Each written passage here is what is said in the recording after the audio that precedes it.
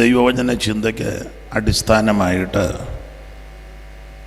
വളരെ പരിചിതമായ ഒരു തിരുവെഴുത്ത് വായിച്ച് സഹായിക്കണം. വാത്സല്യ കർത്തൃദാസന് ദൈവം 85 വർഷം ഈ ഭൂമിയിൽ ജീവിപ്പാനും ഏറെ വർഷങ്ങൾ കർത്താവിൻ്റെ സാക്ഷ്യം വഹിപ്പാനും ശുശ്രൂഷകൾ ചെയ്യുവാനും ഇടയായി. അതിനൊരു സ്തോത്ര പ്രാർത്ഥനയും കൂടെയാണ് ഇന്നത്തെ യോഗം. അദ്ദേഹത്തെയും ശുശ്രൂഷകളെയും ഒക്കെ സ്നേഹിച്ച് വന്നിരിക്കുന്ന എല്ലാവർക്കായിട്ടും ദൈവത്തെ മഹത്വപ്പെടുത്തുന്നു. ഇന്ന് രാത്രി അതിനോട് ചേർന്ന് നമുക്ക് ദൈവ വചനത്തിൽ നിന്ന് അല്പസമയങ്ങൾ ചിന്തിക്കാം.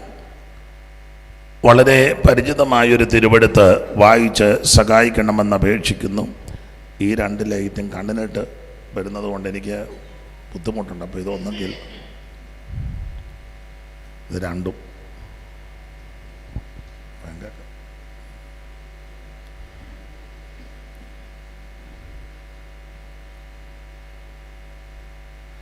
നിങ്ങൾക്ക് അവിടെ ഇരിക്കുന്നവർക്ക് കുഴപ്പമില്ല.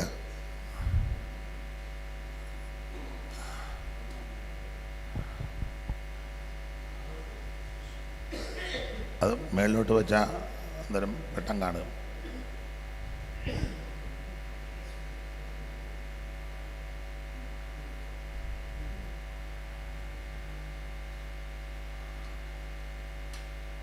നിർത്തണ്ട, വേണം മേളിലോട്ടങ്ങാക്കുകയാണെങ്കിൽ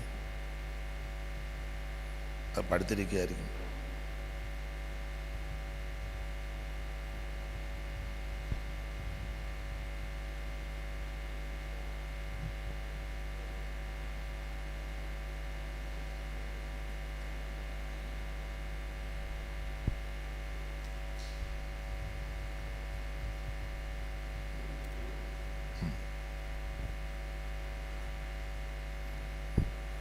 അങ്ങനെ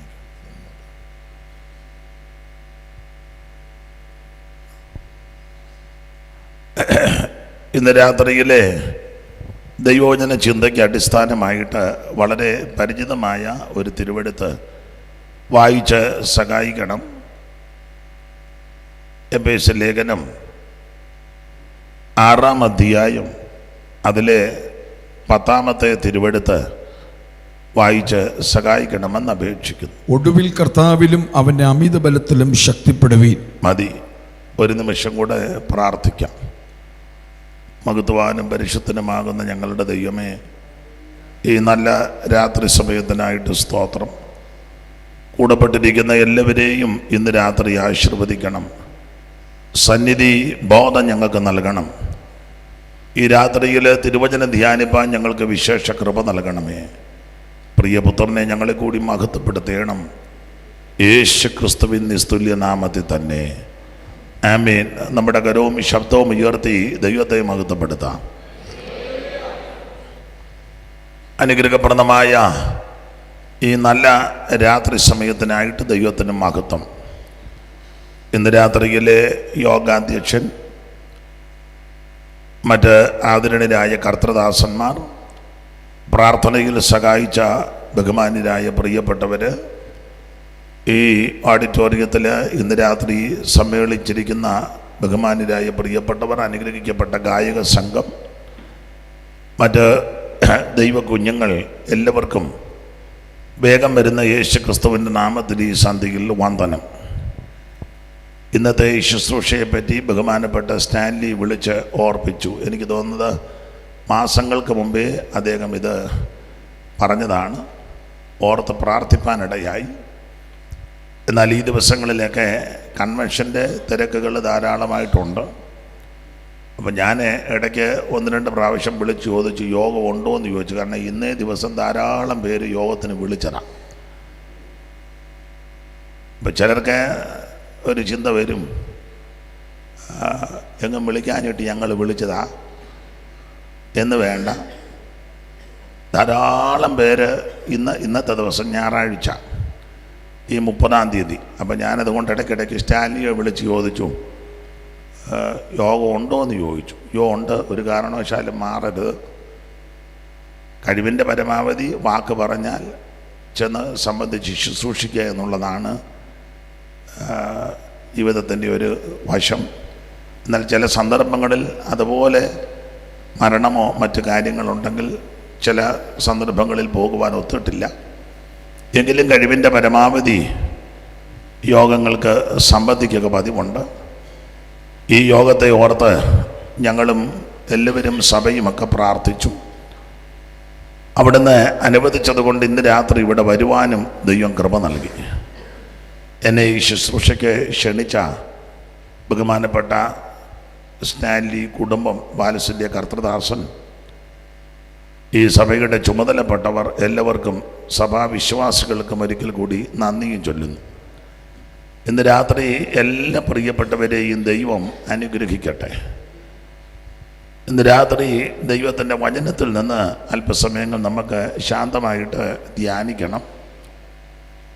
അതിന് ദൈവം നമുക്ക് കൃപ നൽകട്ടെ. സാധാരണ ഞങ്ങൾ 2 ശീല് പാട്ടുമൊക്കെ പാടി ദൈവവചനം ശുശ്രൂഷിക്കുക പതിവാണ്. എന്നാൽ ഇന്ന് തൊണ്ടയ്ക്ക് അല്പം പ്രയാസമൊക്കെ ഉണ്ട്. തന്നെയല്ല, ഈ സഭയോട് ബന്ധപ്പെട്ട് ഇന്ന് രാത്രി ഇങ്ങനെ ശുശ്രൂഷ ചെയ്യുവാൻ ലഭിച്ചത് വലിയ പദവിയായിട്ട് കാണുന്നു. ഇതിൻ്റെ ചുമതലക്കാരെ എല്ലാവരെയും ദൈവം അനുഗ്രഹിക്കട്ടെ. സുവിശേഷത്തിന് വേണ്ടി വളരെ ധീരതയോടെ നിന്ന സഭകൾ ധാരാളമുണ്ട്. CMS, CSI സഭകൾ, സാൽവേഷൻ ആർമി വളരെ ശക്തമായി ദൈവത്തിൻ്റെ വചനം പറയുവാനും വിശേഷിച്ച് മറ്റുള്ളവർ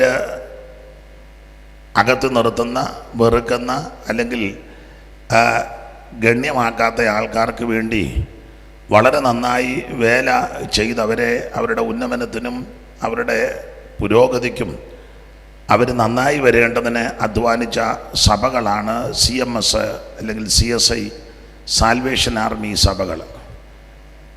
ഞങ്ങൾ തിരുവല്ലായി ഞങ്ങൾക്കൊരു കൂട്ടായ്മയുണ്ട്. ആ കൂട്ടായ്മയിൽ ഉപവാസ പ്രാർത്ഥനകളിൽ എല്ലാ സഭക്കാർക്കും വേണ്ടി ഞങ്ങൾ പ്രാർത്ഥിക്കും. അത് നിങ്ങൾ വല്ലതും കേട്ടിട്ടുണ്ടോ എന്നറിയത്തില്ല. ഒരിക്കൽ ഈ ബഹുമാനപ്പെട്ട ഷിബു പാസ്റ്റർ എല്ലാ സഭയുടെയും പേര് പറഞ്ഞു വന്ന കൂട്ടത്തിൽ ഒരു സഭയെപ്പറ്റി പറയാനങ്ങ് വിട്ടുപോയി, മറന്നുപോയി. അപ്പോൾ ഒരു തള്ള ഫോൺ ചെയ്ത് ചോദിക്കുമോ, കണ്ടപ്പോൾ ചോദിച്ചു, അതിനാ ഞങ്ങളുടെ സഭയുടെ പേര് പറയാത്തെന്ന്. അത് മറ്റു സഭയൊന്നുമല്ല, സാൽവേഷൻ ആർമിയിലൊരമ്മയാണ്. അദ്ദേഹത്തോട് ചോദിച്ചു.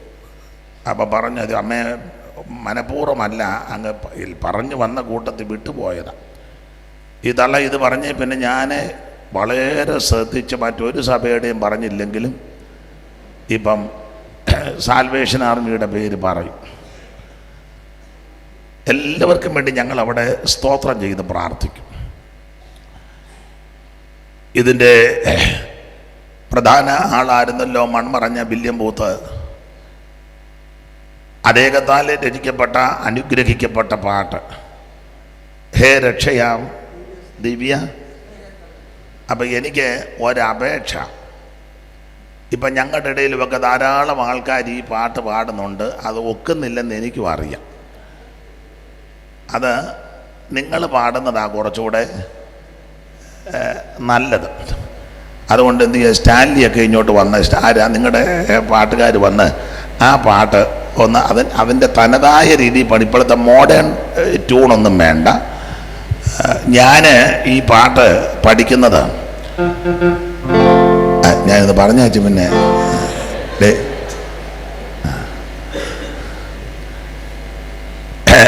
ഞങ്ങൾക്ക് വേണ്ടപ്പെട്ട ഒരു പ്രിയപ്പെട്ടവളുണ്ട്, സാറാമ്മ എന്നാ പേര്. ആ പ്രിയപ്പെട്ടവളെ വിവാഹം കഴിച്ചിരിക്കുന്നത് കാവാലത്താണ്. അപ്പം ഞാൻ രക്ഷിക്കപ്പെട്ടു വന്ന കാലത്ത് പുള്ളിക്കാരി ഈ പാട്ടിൻ്റെ വരി പാടും. അവർ നമ്മുടെ വാകത്താനത്ത് കടുവാക്കുഴിയിലെ ചർച്ചിലെ മെമ്പറാണ്. ആ സാറാമാമയുടെ മൂത്ത ആങ്ങളെ ഇപ്പം IPC സഭയിലെ കുഞ്ഞുമോന്, അറിയുമോന്നറിയത്തില്ല. ഇളയാൾ ജോയി. അവിടുത്തെ അമ്മച്ചി ഇത്തിത്താനത്തെ നടപ്പുറത്തെയാണ്. നല്ലൊരമ്മയായിരുന്നു. അറിയാതിരിക്കും ഇല്ലയോ? പിന്നെ അറിയാത്ത ഭാവത്തിരിക്കുന്നു. അപ്പം നല്ലൊരു കുടുംബമാണ്. അപ്പം പുള്ളിക്കാരി ഈ പാട്ട് ഞാൻ രക്ഷിക്കപ്പെട്ട കാലത്ത് എന്നെ പാടി കേൾപ്പിച്ചു. അവരവിടെ സാൽവേഷൻ ആർമിയിലായിരുന്നു. പിന്നെ കൊണ്ട് വിവാഹം ചെയ്തെടുത്ത് ഒരു ഹിന്ദു ആചാരത്തിലായി ഇപ്പോൾ പോകുന്നത്. ഇപ്പം അപ്പോൾ ആ പ്രിയപ്പെട്ടവള് നന്നായിട്ട് പാട്ടുമൊക്കെ പാടും.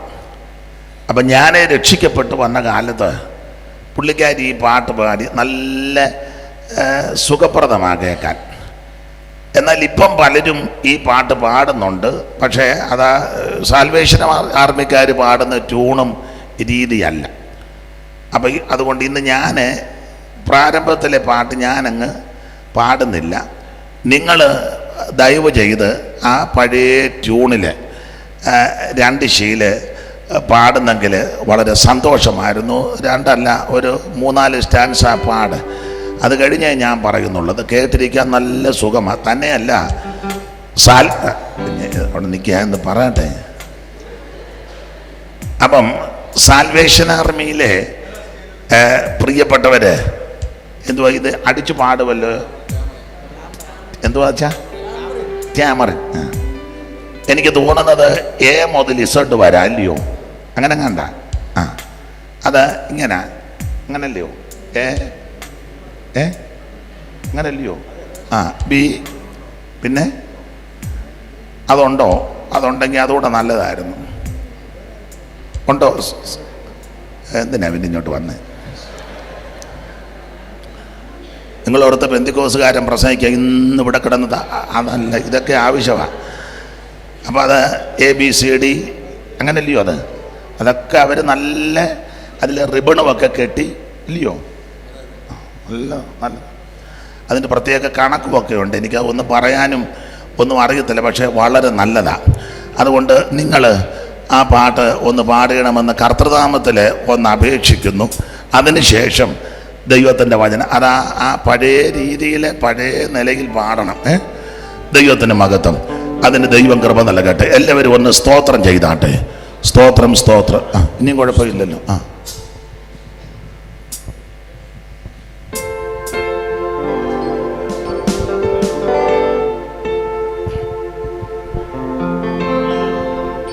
ആ സിസ്റ്റേഴ്സും കൂടെ അവർ പാടുന്നെങ്കിൽ അവരോടൊന്ന് വന്നാൽ നല്ലതാ.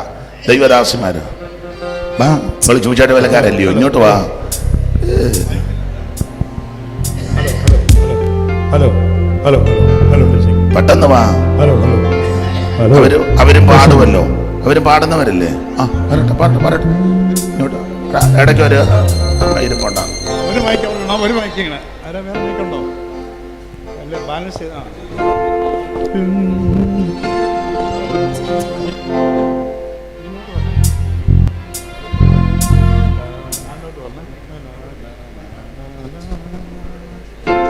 ഓക്കെ.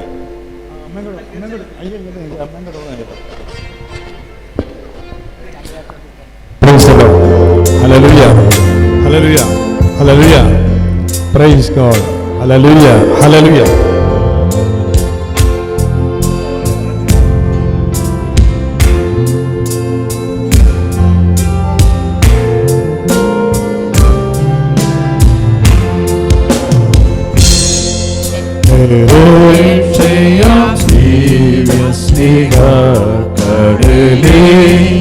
ക്രിസ്തേശു നൽകും കരുണാപുരമേ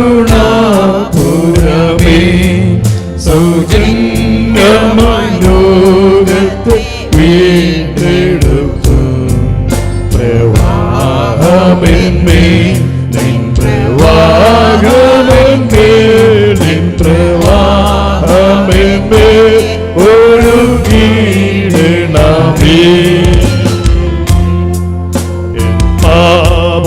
പാപമനേകം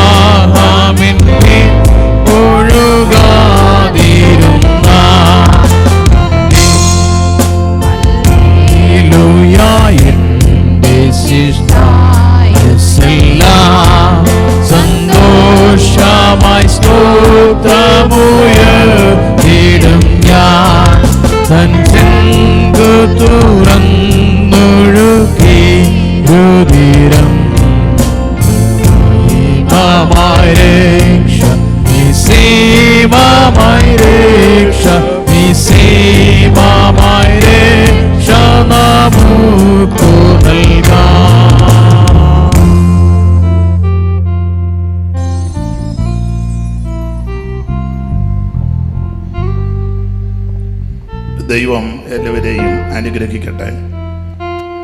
ഒരിക്കൽ കൂടി കരമുയർത്തി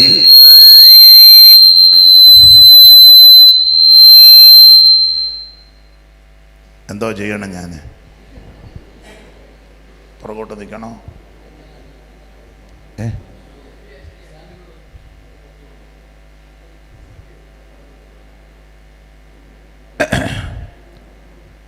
കർത്താവിൻ്റെ കൃപ എല്ലാവരുടെ മേലും വീണ്ടും ചൊരിയട്ടെ.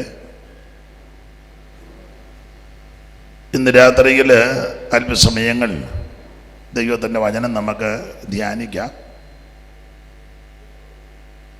വളരെ പ്രാർത്ഥനയോടെ ദൈവസന്നിധിയിൽ എല്ലാ പ്രിയപ്പെട്ടവരുമായിരിക്കട്ടെ. ഈ രാത്രിയിലെ തിരുവചന ചിന്തയ്ക്ക് അടിസ്ഥാനമായിട്ട് വളരെ പരിചിതമായ ഒരു തിരുവെടുത്താണ് വായിച്ചത്. എഫേസ്യ ലേഖനം 6-ാം അധ്യായം അതിൻ്റെ 10-ാമത്തെ തിരുവെടുത്ത്. ഈ പരുവത്തിന് നിൽക്കട്ടെ, ഒന്ന് മൈക്ക് കൂടെ വായിച്ചു. ഒടുവിൽ കർത്താവിലും അവന്റെ അമിത ബലത്തിലും ശക്തിപ്പെടുവീൻ. ഒടുവിൽ കർത്താവിലും അവൻ്റെ അമിത ബലത്തിലും ശക്തിപ്പെടുവീൻ. നമ്മുടെ കരവും ശബ്ദവും ഉയർത്തി ഒരിക്കൽ കൂടി ദൈവത്തെ മഹത്വപ്പെടുത്താം. ഹല്ലേലൂയ. ഇന്ന് രാത്രി ദൈവത്തിൻ്റെ വചനത്തിൽ നിന്ന് നമുക്ക് ധ്യാനിക്കാം. ഈ രാത്രിയിലെ തിരുവചന ചിന്തയ്ക്ക് അടിസ്ഥാനമായിട്ട് വായിച്ചത് എഫേസ്യ ലേഖനം 6-ാം അധ്യായം 10-ാം വാക്യം. വളരെ പരിചിതമായ വാക്യമാണ്. ഒടുവിൽ കർത്താവിലും അവൻ്റെ അമിത ബലത്തിലും ശക്തിപ്പെടണം. വേദപുസ്തകത്തിലെ 66 പുസ്തകങ്ങളിൽ,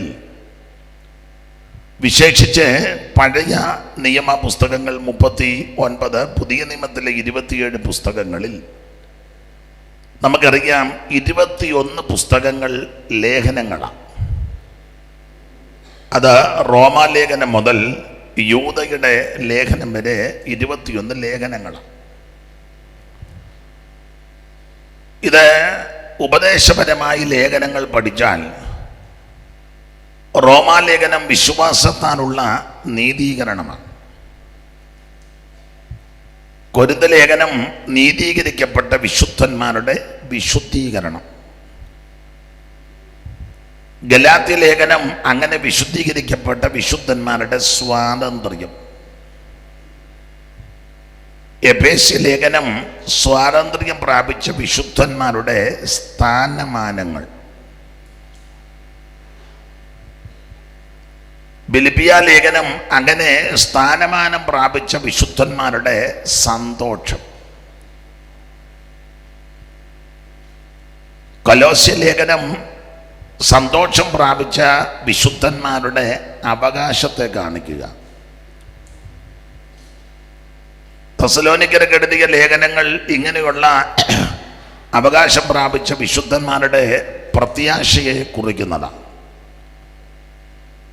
തിമോഥെയോസിൻ്റെ 2 ലേഖനങ്ങളും തീത്തോസിൻ്റെ ലേഖനങ്ങളും അങ്ങനെയുള്ളവർക്ക് തന്നിരിക്കുന്ന പ്രമാണങ്ങളാണ്.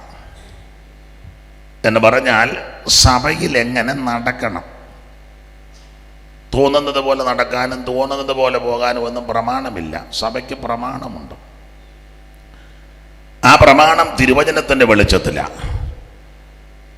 പൗലോസ് അതുകൊണ്ടാണ് പറയുന്നത്, ഞാൻ വേഗത്തിൽ നിന്റെ അടുക്ക വരുവാൻ ആശിക്കുന്നു, താമസിച്ചു പോയാലോ സത്യത്തിൻ്റെ തൂണും അടിസ്ഥാനമുള്ള ജീവനുള്ള ദൈവത്തിൻ്റെ സഭയാകുന്ന ദൈവാലയത്തിൽ എങ്ങനെ നടക്കണം. ആ വാക്യം ശിവപാസ്റ്റർ ഒന്ന് വായിച്ചേ. ചിലർക്ക് ഈ വാക്യം വലിയ തിട്ടമില്ല. അപ്പോൾ തിമോഥെയോസിൻ്റെ 1-ാം ലേഖനം 3-ാം അധ്യായത്തിൻ്റെ 17 മുതലേ തോന്നുന്നു വായിച്ചാട്ട്. ദൈവത്തിന് മഹത്വം. ഞാൻ വേഗത്തിൽ നിന്റെ അടുക്കൽ വരുമെന്ന് ആശിക്കുന്നു. ഞാൻ വേഗത്തിൽ നിന്റെ അടുക്കൽ വരുവാൻ ആശിക്കുന്നു. താമസിച്ചു പോയാലോ സത്യത്തിന്റെ തൂണും അടിസ്ഥാനവുമായി ജീവനുള്ള ദൈവത്തിന്റെ സഭയാകുന്ന ദൈവാലയത്തിൽ നടക്കേണ്ടത് എങ്ങനെയെന്ന്, സഭയിൽ നടക്കേണ്ടത് എങ്ങനെയാ, അതാ ഈ തിമോഥെയോസിന്റെ 2 ലേഖനവും തീത്തോസിന്റെ ലേഖനവും തരുന്ന ഉപദേശ വിഷയം. ആട്ടെ, എല്ലാ ഭാഗത്തേക്കും ഇന്ന് പോകുന്നില്ല. നമ്മൾ എഫേസ്യ ലേഖനം 6-ാം അധ്യായത്തിൻ്റെ 10-ാമത്തെ തിരുവെടുത്താണ് വായിച്ചത്. ഇത് പൗലോസിനാൽ എഴുതപ്പെട്ട ഈടുറ്റ ഒരു ലേഖനമാണ്. നമുക്കറിയാം 21 ലേഖനങ്ങളിൽ സിംഹഭാഗ ലേഖനങ്ങളും പൗലോസിനാൽ എഴുതപ്പെട്ട ലേഖനങ്ങളാണ്. ഏതാണ്ട് 14 ലേഖനങ്ങൾ പൗലോസിനാൽ എഴുതപ്പെട്ട ലേഖനമാണ്, എബ്രായ ലേഖനം കൂടെ ചേർത്ത്. ഈ 21 ലേഖനങ്ങളിൽ ശ്രദ്ധിക്കുക. നിങ്ങൾക്കറിയാം, വേദപഠിതാക്കൾ പറയുന്നത് 21 ലേഖനങ്ങളിൽ ലേഖനങ്ങളുടെ റാണിയാണ് എഫേസ്യ ലേഖനം. ലേഖനങ്ങളുടെ രാജാവാണ് കൊലോസ്യ ലേഖനം. ഈ എഫേസ്യ ലേഖനം ലേഖനങ്ങളുടെ റാണിയാകാൻ അതിലെ പ്രധാനപ്പെട്ട ഒരു വിഷയം സഭ എന്നുള്ളതാണ്. സഭ, അതാണിത് ലേഖനങ്ങളുടെ റാണി എന്ന് വിശേഷമായിട്ട് കൊടുത്തിരിക്കുന്നത്. കൊലോസ്യ ലേഖനം ലേഖനങ്ങളുടെ രാജാവാണ്. കാരണം കൊലോസ്യ ലേഖനത്തിലെ പ്രധാനപ്പെട്ട വിഷയം യേശു ക്രിസ്തുവാണ്. എല്ലാവരിലും ശ്രേഷ്ഠനായ ഉന്നതനായ മഹിമയുള്ള യേശു ക്രിസ്തു. ചില ആൾക്കാർ ധരിച്ചിരിക്കുന്നത് യേശു ക്രിസ്തു മാത്രം പോരാ, വേറെയും ചില ആൾക്കാരൊക്കെ വേണം. യേശു ക്രിസ്തുവിനെ കൊണ്ട് എല്ലാ വിഷയവും പരിഹരിക്കാൻ ഒക്കത്തില്ല. യേശു ക്രിസ്തുവിൻ്റെ അമ്മ വേണം, ഉപ്പാപ്പൻ വേണം, കൊച്ചപ്പൻ വേണം, അന്ത്രയോസ് വേണം, ഗീവർഗീച്ചൻ വേണം. യേശുവിനെ കൊണ്ട് തന്നെ പിന്നെ നിങ്ങൾ ദിക്കം പൊക്കം നോക്കുന്നത്. അപ്പൊ യേശു ക്രിസ്തുവിനെ കൊണ്ട് മാത്രം പറ്റത്തില്ലെന്നാ ചിലരുടെ ചിന്ത. എന്നാൽ പൗലോസ് ആ കാര്യം വളരെ സ്പഷ്ടമായിട്ട് പറഞ്ഞു. ആ വാക്യം വായിച്ചേ. കൊലോസ്യ ലേഖനം 1-ാം അധ്യായത്തിന്റെ 15 ആദ്യം വായിക്കണം. അവൻ അദർശനായ ദൈവത്തിന്റെ പ്രതിമയും. യേശു ക്രിസ്തു ആരാണെന്ന് അവിടെ വെളിപ്പെടുത്തിയിരിക്കുക. 14 മുതൽ വായിച്ചു. അവനിൽ നമുക്ക് പാപമോചനം എന്ന വീണ്ടെടുപ്പുണ്ട്. അവൻ അദൃശ്യനായ ദൈവത്തിന്റെ പ്രതിമയും. അവിടുന്ന് അദൃശ്യനായ ദൈവത്തിന്റെ പ്രതിമയും സർവസൃഷ്ടിക്കും ആദ്യജാതനും ആകുന്നു. സ്വർഗത്തിലുള്ളതും ഭൂമിയിലുള്ളതും ദൃശ്യമായതും അദൃശ്യമായതും, സിംഹാസനങ്ങളാകട്ടെ, കർത്തൃത്വങ്ങളാകട്ടെ, വാഴ്ചകളാകട്ടെ, അധികാരങ്ങളാകട്ടെ, സകലവും അവൻ മുഖാന്തരം സൃഷ്ടിക്കപ്പെട്ടു. സകലതും അവിടുന്ന് മുഖാന്തരം സൃഷ്ടിക്കപ്പെട്ടു. അവൻ മുഖാന്തരം അവനായിട്ടും സകലവും സൃഷ്ടിക്കപ്പെട്ടിരിക്കുന്നു. അടുത്ത വാക്യം, അവൻ സർവത്തിനും മുമ്പേ ഉള്ളവൻ. മതി മതി. അവിടുന്ന് സർവത്തിനും മുമ്പേ ഉള്ളവന് എന്ന് പറഞ്ഞാൽ യേശു ക്രിസ്തു മതി. നമ്മുടെ ആയുസ്സിൽ മറ്റൊന്നും ലഭിച്ചില്ലെങ്കിൽ നമുക്ക് ലഭിച്ച ഏറ്റവും വലിയ ഭാഗ്യം, ലഭിക്കേണ്ട ഏറ്റവും വലിയ ഭാഗ്യം യേശു ക്രിസ്തുവിനെ ഏറ്റെടുക്കുക എന്നുള്ളതാണ്. അവിടുന്ന് എല്ലാത്തിനും ആധാരമാണ്. യേശു ക്രിസ്തു സകലത്തിനും, 17 വാക്യം ഒന്നുകൂടെ വായിരു. 17. അവൻ സർവത്തിനും മുമ്പേ ഉള്ളവൻ, അവൻ സകലത്തിനും ആധാരമായിരിക്കുന്നു. മതി.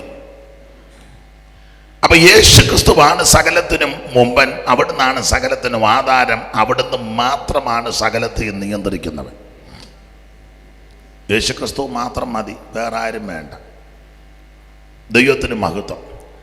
അപ്പോൾ കൊലോസ്യ ലേഖനത്തിലെ പ്രതിപാദ്യ വിഷയം എല്ലാറ്റിനും മുമ്പനായ ശ്രേഷ്ഠനാകുന്ന ഉന്നതനാകുന്ന യേശു ക്രിസ്തു, അതവിടെ തെളിയിക്കുന്നത്. കൊലോസ്യ സഭയിലൊക്കെ തത്വജ്ഞാനികളും വലിയ വിദ്യാഭ്യാസം ഉള്ളവരും നിപുണന്മാരൊക്കെ ഉണ്ട്. അതുകൊണ്ട് പൗലോസ് അതുകൊണ്ടാണ് പറഞ്ഞ്, വെറും തത്വജ്ഞാനവും വഞ്ചന കൊണ്ട് ആരും നിങ്ങളെ ചതിക്കുകയോ ഒന്നും ചെയ്യരുത്, ആരും നിങ്ങളെ കവർന്ന് കളയുകയും ചെയ്യരുത്. നമുക്ക് ആവശ്യം, നമുക്ക് യേശു ക്രിസ്തു മതി. ഇന്ന് രാത്രി അത് തന്നെ ഇവിടെ വീണ്ടും പറയുന്നത്. അതെ, അപ്പോൾ കൊലോസ്യ ലേഖനം ലേഖനങ്ങളുടെ റാണിയും, എപ്പീസ് ലേഖനം കൊലോസ്യ ലേഖനം ലേഖനങ്ങളുടെ രാജാവും, എപ്പീസ് ലേഖനം ലേഖനങ്ങളുടെ റാണിയാണ്. ആ ലേഖനങ്ങളുടെ റാണിയാകുന്ന എപ്പീസ് ലേഖനം 6-ാം അധ്യായത്തിൽ നിന്നാണ് നമ്മൾ ഇന്ന് രാത്രി കുറുവാക്യം വായിച്ചത്. എപ്പീസ് ലേഖനത്തിന് ധാരാളം വിശേഷതയുണ്ട്. ഒരു വേദപണ്ഡിതാവ് പറഞ്ഞിരിക്കുന്നത്, എഫേസ്യ ലേഖനത്തിൻ്റെ ഒരു വിശേഷത, ഇത് ഏടുകളുടെ ഒരു പുസ്തകമാണ്. 6 അധ്യായമുണ്ട് എഫേസ്യ ലേഖനത്തിൽ. 6 അധ്യായത്തിലും ഏടുകളുടെ ഒരു പട്ടിക കാണാം. അവിടെ 1-ാം അധ്യായം പഠിച്ചാൽ ദൈവത്തിന് മഹത്വം, അവിടെ 1-2 കാര്യങ്ങളെ ദർശിക്കുന്നുണ്ട്. എഫേസ്യ ലേഖനം 1-ാം അധ്യായം 5 മുതലുള്ള തിരുവെടുത്തൊന്ന് വായിച്ചേ. നാം തനസലിൽ വിശുദ്ധരും നിഷ്കളങ്കരുമാകേണ്ടതിന് അവൻ ലോകസ്ഥാപനത്തിന് മുമ്പേ നമ്മെ അവൻ തിരഞ്ഞെടുക്കുകയും തിരുഹിതത്തിന്റെ പ്രസാദപ്രകാരം യേശുക്രിസ്തു മുഖാന്തരം. വായിച്ച് അധികം സമയം കളയുന്നില്ല, വിഷയം അതല്ലാത്തത് കൊണ്ട് അധികം വിവരിക്കുന്നില്ല. നിങ്ങൾ വചനപരിജ്ഞാനമുള്ളവരായി എന്നെ കേൾക്കുന്നവർ. അപ്പോൾ 1-ാം അധ്യായത്തിൽ ദൈവസഭയ്ക്ക് ദൈവം തമ്പുരാൻ ചെയ്ത 7 കാര്യങ്ങൾ, ഏടുകളുടെ പുസ്തകമാണ്. 1-ാം അധ്യായത്തിൽ ദൈവം സഭയ്ക്ക് ചെയ്ത 7 കാര്യങ്ങളാണ്. ആ 5-ാം വാക്യം മുതൽ 14-ാമത്തെ വാക്യം വരെ അവിടെ രേഖപ്പെടുത്തി. മുൻനിയമനവും അച്ചാരവും തെരഞ്ഞെടുപ്പും ദത്തെടുപ്പും, അങ്ങനെ 7 കൂട്ടം കാര്യം ദൈവം സഭയ്ക്ക് ചെയ്തതാണ്. 2-ാം അധ്യായത്തിലേക്ക് വരുമ്പോൾ ആ 2-ാം അധ്യായത്തിൻ്റെ 11-12 തിരുവെടുത്തുകൾ വായിക്കുമ്പോൾ ജാതികളുടെ അധപ്പതിച്ച 7 അവസ്ഥ, ജാതികളുടെ അധപ്പതിച്ച 7 അവസ്ഥ. 2-11 മുതൽ. ആകയാൽ നിങ്ങൾ മുമ്പേ പ്രകൃതിയാൽ ജാതികളായിരുന്നു, ആകയാൽ നിങ്ങൾ മുമ്പേ പ്രകൃതികളാൽ ജാതികളായിരുന്നു, ജഡത്തിന്റെ കയ്യിലുള്ള പരിച്ഛേദനയേറ്റ് പരിച്ഛേദനക്കാർ എന്ന പേരുള്ളവരാൽ അഗ്രചർമ്മക്കാർ എന്ന് വിളിക്കപ്പെട്ടിരുന്നു. അടുത്തത്, അക്കാലത്ത് നിങ്ങൾ ക്രിസ്തുവിനെ കൂടാതെ ഉള്ളവരും, അക്കാലത്ത് നിങ്ങൾ ക്രിസ്തുവിനെ കൂടാതെ ഉള്ളവരും, ഇസ്രായേൽ പൗരതയോട് ബന്ധമില്ലാത്തവരും, വാഗ്ദത്തത്തിന് നിയമങ്ങൾക്ക് അന്യരും പ്രത്യാശയില്ലാത്തവരും, ലോകത്തിൽ ദൈവമില്ലാത്തവരുമായിരുന്നു എന്ന് ഓർത്തുകൊള്ളുവീൻ. അപ്പൊ ശ്രദ്ധിക്കുക, ജാതികളുടെ 7 അധപ്പതിച്ച അവസ്ഥ. 1-ാം അധ്യായത്തിലെ 7 കാര്യം എന്ന് പറഞ്ഞാൽ ദൈവം സഭയ്ക്ക് വേണ്ടി ചെയ്തത് 7 കൂട്ടം കാര്യം. 2-ാം അധ്യായത്തിൽ ജാതികളുടെ അധപ്പതിച്ച 7 അവസ്ഥ. ആരായി ജാതികള്?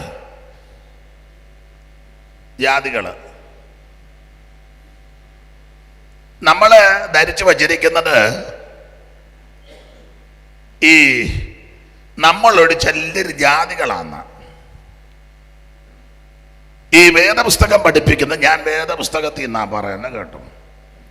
നിങ്ങളുടെ ഇരിപ്പ് കണ്ടിട്ട് നിങ്ങൾക്ക് അത് താല്പര്യവും ഇല്ലെന്ന് തോന്നുന്നു. ഇയാളെന്തിനാ വേദപുസ്തകത്തിൽ നിന്നതെല്ലാം പറയുന്നത്? അപ്പൊ ശ്രദ്ധിക്കുക,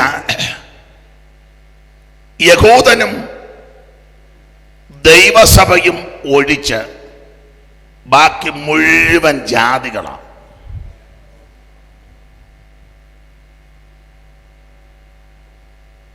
ഇവിടെ യഹൂദന്മാരാരും ഇല്ലല്ലോ, ഉണ്ട് ഒന്ന് കൈ പൊക്ക് കണ്ടുവച്ച് പോകാൻ ഒത്തിരി നാളായി, ഒന്ന് കാണണമെന്ന് ഓർത്തിട്ട് ഇല്ല. ഇവിടെ യഹൂദന്മാരില്ല. പിന്നെ ഒരു ഗ്രൂപ്പ് ദൈവസഭയാണ്. ഏതാ ദൈവസഭ? ഓരോ സഭക്കാരും പറയുന്നത് ഞങ്ങളുടേതാ ശരിയായ സഭയെന്ന. കത്തോലിക്കര് പറയുന്നത് തിരുസഭ, തിരുസഭ ഞങ്ങളാ ശരിയായ സഭ എന്നാ അവർ പറയുന്നത്. ഒരു കത്തോലിക്കരെന്ന് പോലും പറയത്തില്ല, തിരുസഭ. പോപ്പിൻ്റെ കീഴിൽ ലോകം മുഴുവൻ പടർന്നു കിടക്കുന്ന സഭയാ തിരുസഭ. കത്തോലിക്കര് നമ്മൾ സഭയാണെന്ന് പറഞ്ഞ് അങ്ങോട്ട് ചെന്നാൽ അവർ മൈൻഡ് ചെയ്യത്തില്ല, അത് വേറൊരു വിഷയം. അപ്പോൾ അവർ പറയുന്നത് ഞങ്ങളാണ്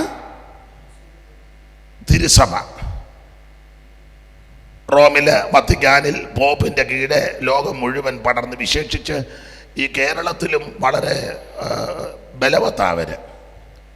അവരുടെ മേലധ്യക്ഷന്മാരെന്തെങ്കിലും കാര്യം പറഞ്ഞാൽ അത് ഗവൺമെൻറ്റുമൊക്കെ അത് നടപ്പിലാക്കി കൊടുക്കുക. നമ്മുടെ മേലധ്യക്ഷന്മാർ ഒന്നും അങ്ങനെ പറയാറുമില്ല, പറഞ്ഞാവോട്ട് ഏൽക്കുകയില്ല. പിടിപ്പുണ്ടവർക്ക്. വിശേഷിച്ച് ചങ്ങനാശ്ശേരി രൂപതയൊക്കെ, ആ രൂപത വളരെ സ്ട്രോങ്ങാണ്, നിങ്ങൾക്കറിയാമല്ലോ. ആദ്യത്തെ അവരുടെ പ്രധാനപ്പെട്ട ആള് ഡോക്ടർ ലെബീഞ്ച്, ചങ്ങനാശ്ശേരിയിൽ. അന്ന് 18ര പള്ളിയുടെ തലസ്ഥാനമാണ് ഡോക്ടർ ലെബീഞ്ച്. പിന്നെ കാളാശ്ശേരി പിതാവ്, കുരിയാളശ്ശേരി പിതാവ്, പിന്നെ മാർ ആൻ്റണി പടിയറ, കാവുകാട്ട് പിതാവ്, പൗവത്തി പിതാവ്. ആട്ടെ, ഞാൻ ആ ഭാഗത്തേക്കൊന്നും പോകുന്നില്ല. വളരെ സ്ട്രോങ്ങാണ്. കേരളത്തിൽ തന്നെ ലോകം മുഴുവൻ അവർ വളരെ സ്ട്രോങ്ങാണ്. അപ്പം അവർ പറയുന്നത് ആദ്യ ശരിയായ സഭ ഞങ്ങളാണ്, കത്തോലിക്കരാണ്, തിരുസഭ. അപ്പം അവരെ കടന്നു വെട്ടിക്കൊണ്ട യാക്കോബായ ഓർത്തഡോക്സുകാർ പറയുന്നത് അത് പാരമ്പര്യമില്ല, ഞങ്ങൾക്ക് ആ പാരമ്പര്യം. ഓർത്തഡോക്സ് യാക്കോബ, അന്ത്യോക്യ സിംഹാസനം. വേറെ പുസ്തകം പഠിച്ച അപ്പോസ്തലന്മാർക്ക് കൊരണ്ടി പോലും ഇല്ലായിരുന്നു, പിന്നെ ആ സിംഹാസനം. അപ്പം അവർ പറയുന്നത് ഞങ്ങളാണ് ശരിയായ സഭ. ഓർത്തഡോക്സ് ദേവലോകവാസ്ഥാനമാക്കി. അന്ത്യോക്യയിലെ യാക്കോബക്കാർ, 2 കക്ഷികൾ, അബാബ കക്ഷി, മെത്രാൻ കക്ഷി. തർക്കവും വാദവും ഒക്കെ നമ്മൾ പേപ്പറിൽ കാണുകയും അതിൻ്റെ സമരമുറകളുമൊക്കെ നമ്മൾ കണ്ടിട്ടില്ല. അടക്കാൻ പോലും അനുവദിക്കുകയല്ല ചിലയിടത്ത്. ഒരിക്കൽ നമ്മൾ കണ്ടത് ആ ഡെഡ് ബോഡി റോഡിൽ വെച്ചുകൊണ്ട് തർക്കമാണ്. അപ്പോൾ ചുരുക്കി പറഞ്ഞാൽ അതവിടെ നിൽക്കട്ടെ, അത് കോടതിയൊക്കെ വിധിക്കട്ടെ, നമ്മൾ കയറി വിധിക്കണ്ട. അപ്പം അവർ പറയുന്നത് ശരിയായ സഭ ഞങ്ങളുടെ സഭ, ഓർത്തഡോക്സ് യാക്കോബായ സഭകളെന്ന. നമ്മൾ ആ ശരിയായ സഭയെന്ന് പറഞ്ഞാൽ അവർ മൈൻഡ് ചെയ്യത്തില്ല. ഞങ്ങൾ ഒരിക്കലൊരു സ്ഥലത്ത് ചെന്നൊരു അടക്കത്തിന് ചെന്നതാ. അടക്കത്തിന് ചെന്നത് മാത്രമാണോ? എൻ്റെ ദൈവമേ, അത് ഒരു വിവരദോഷിയായിരുന്നു അന്ന് അവിടെ.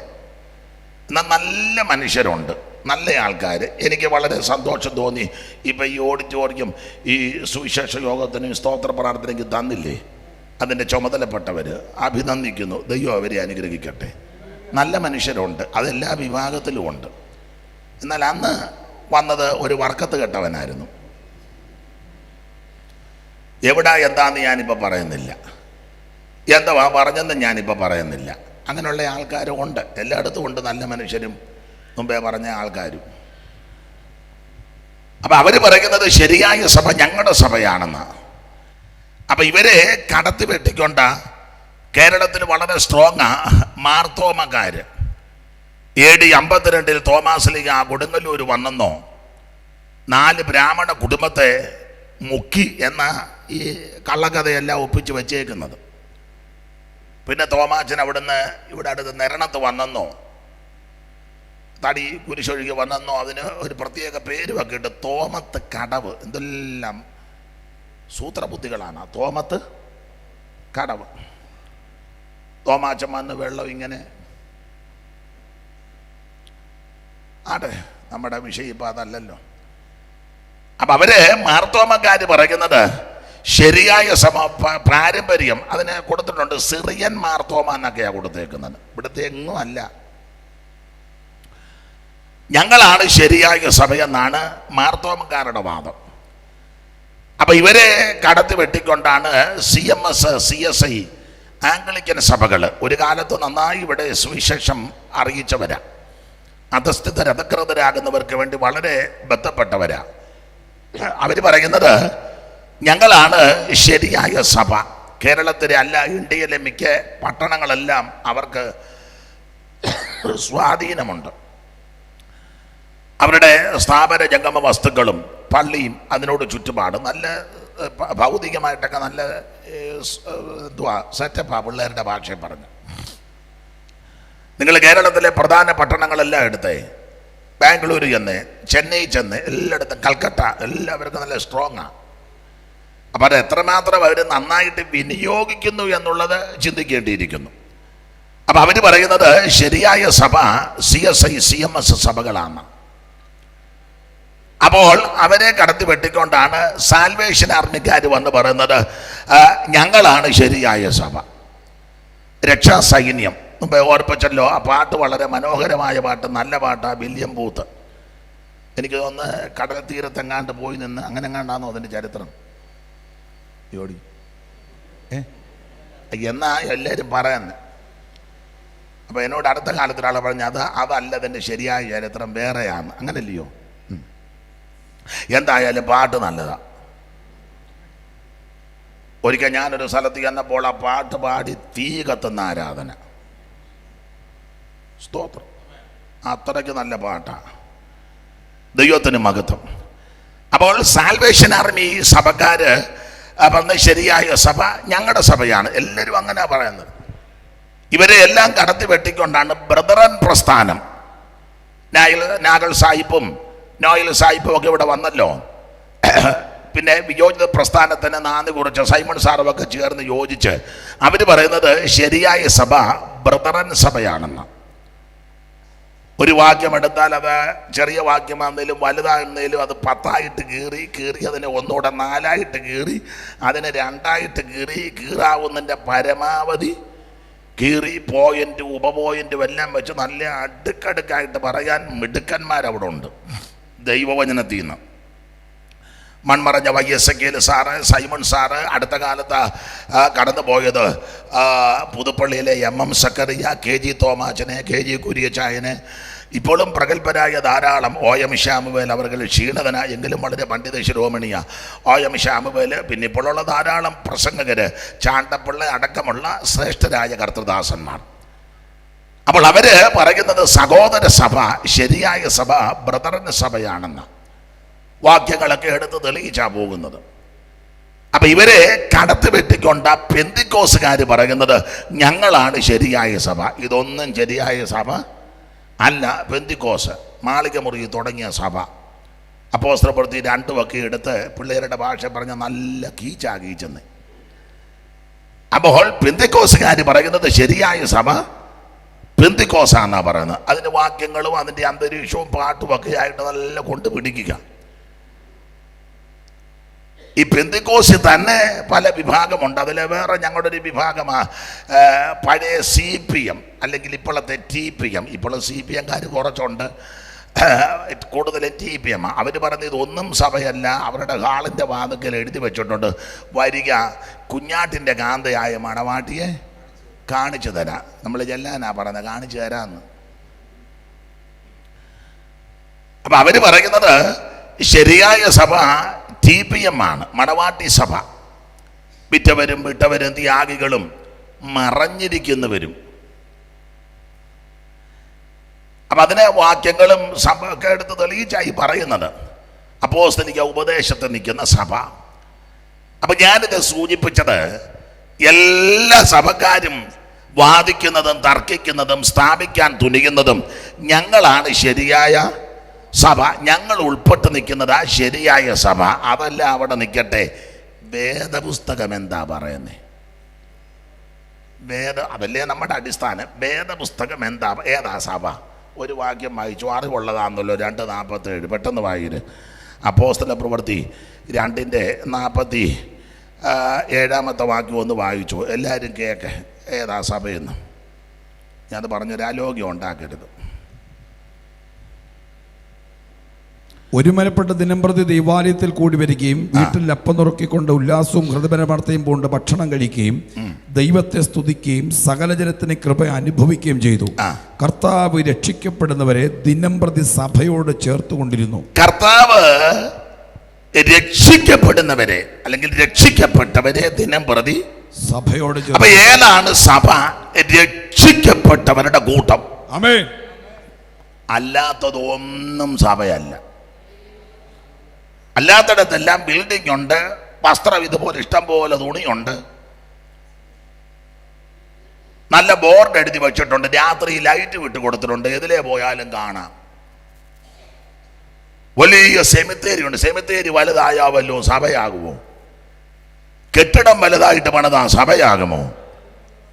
10 മീറ്റർ തുണി എടുത്തേച്ച് പെടലി മുതൽ ബട്ടൺസ് വെച്ചുകൊണ്ട് സഭയാകുമോ? ആള് കണ്ടമാനം കൂടിയാ സഭയാകുമോ? ഒച്ചയും ബഹളവും വെച്ചാ സഭയാകുമോ? വിശുദ്ധ തിരുവെടുത്ത് പറയുന്നത് രക്ഷിക്കപ്പെട്ടവരുടെ കൂട്ടമാണ് സഭ. അതുകൊണ്ട് ഇന്ന് രാത്രി എന്നെ കേൾക്കുന്ന പ്രിയരെ, സകല ആൾക്കാരും രക്ഷിക്കപ്പെടണം. രക്ഷപ്പെടാൻ ഒറ്റ മാർഗം, ഒറ്റ വഴി, യേശു ക്രിസ്തു മാത്രം. മറ്റൊരുത്തനും രക്ഷയില്ല. നാം രക്ഷിക്കപ്പെടുവാൻ ആകാശത്തിന് കീഴിൽ മനുഷ്യരുടെ ഇടയിൽ നൽകപ്പെട്ട ഒരേ ഒരു നാമം യേശു ക്രിസ്തുവിന്റെ പരിശുദ്ധ നാമമാ. സ്തോത്രം. ഞാൻ നിങ്ങൾ പാടിയ പാട്ടിൻ്റെ വരി ഒന്ന് തെറ്റുമെന്നറിയാം, ട്യൂണ് തെറ്റും. എന്നാലും സന്തോഷം കൊണ്ടൊന്ന് പാടുകയല്ല, ഞാനങ്ങ് പറയുക, നിങ്ങളാ പാടിയത്.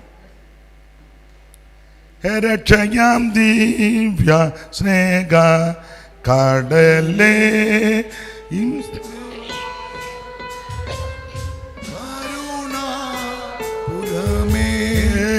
രക്ഷയാം ദിവ്യ സ്നേഹ കടലേ.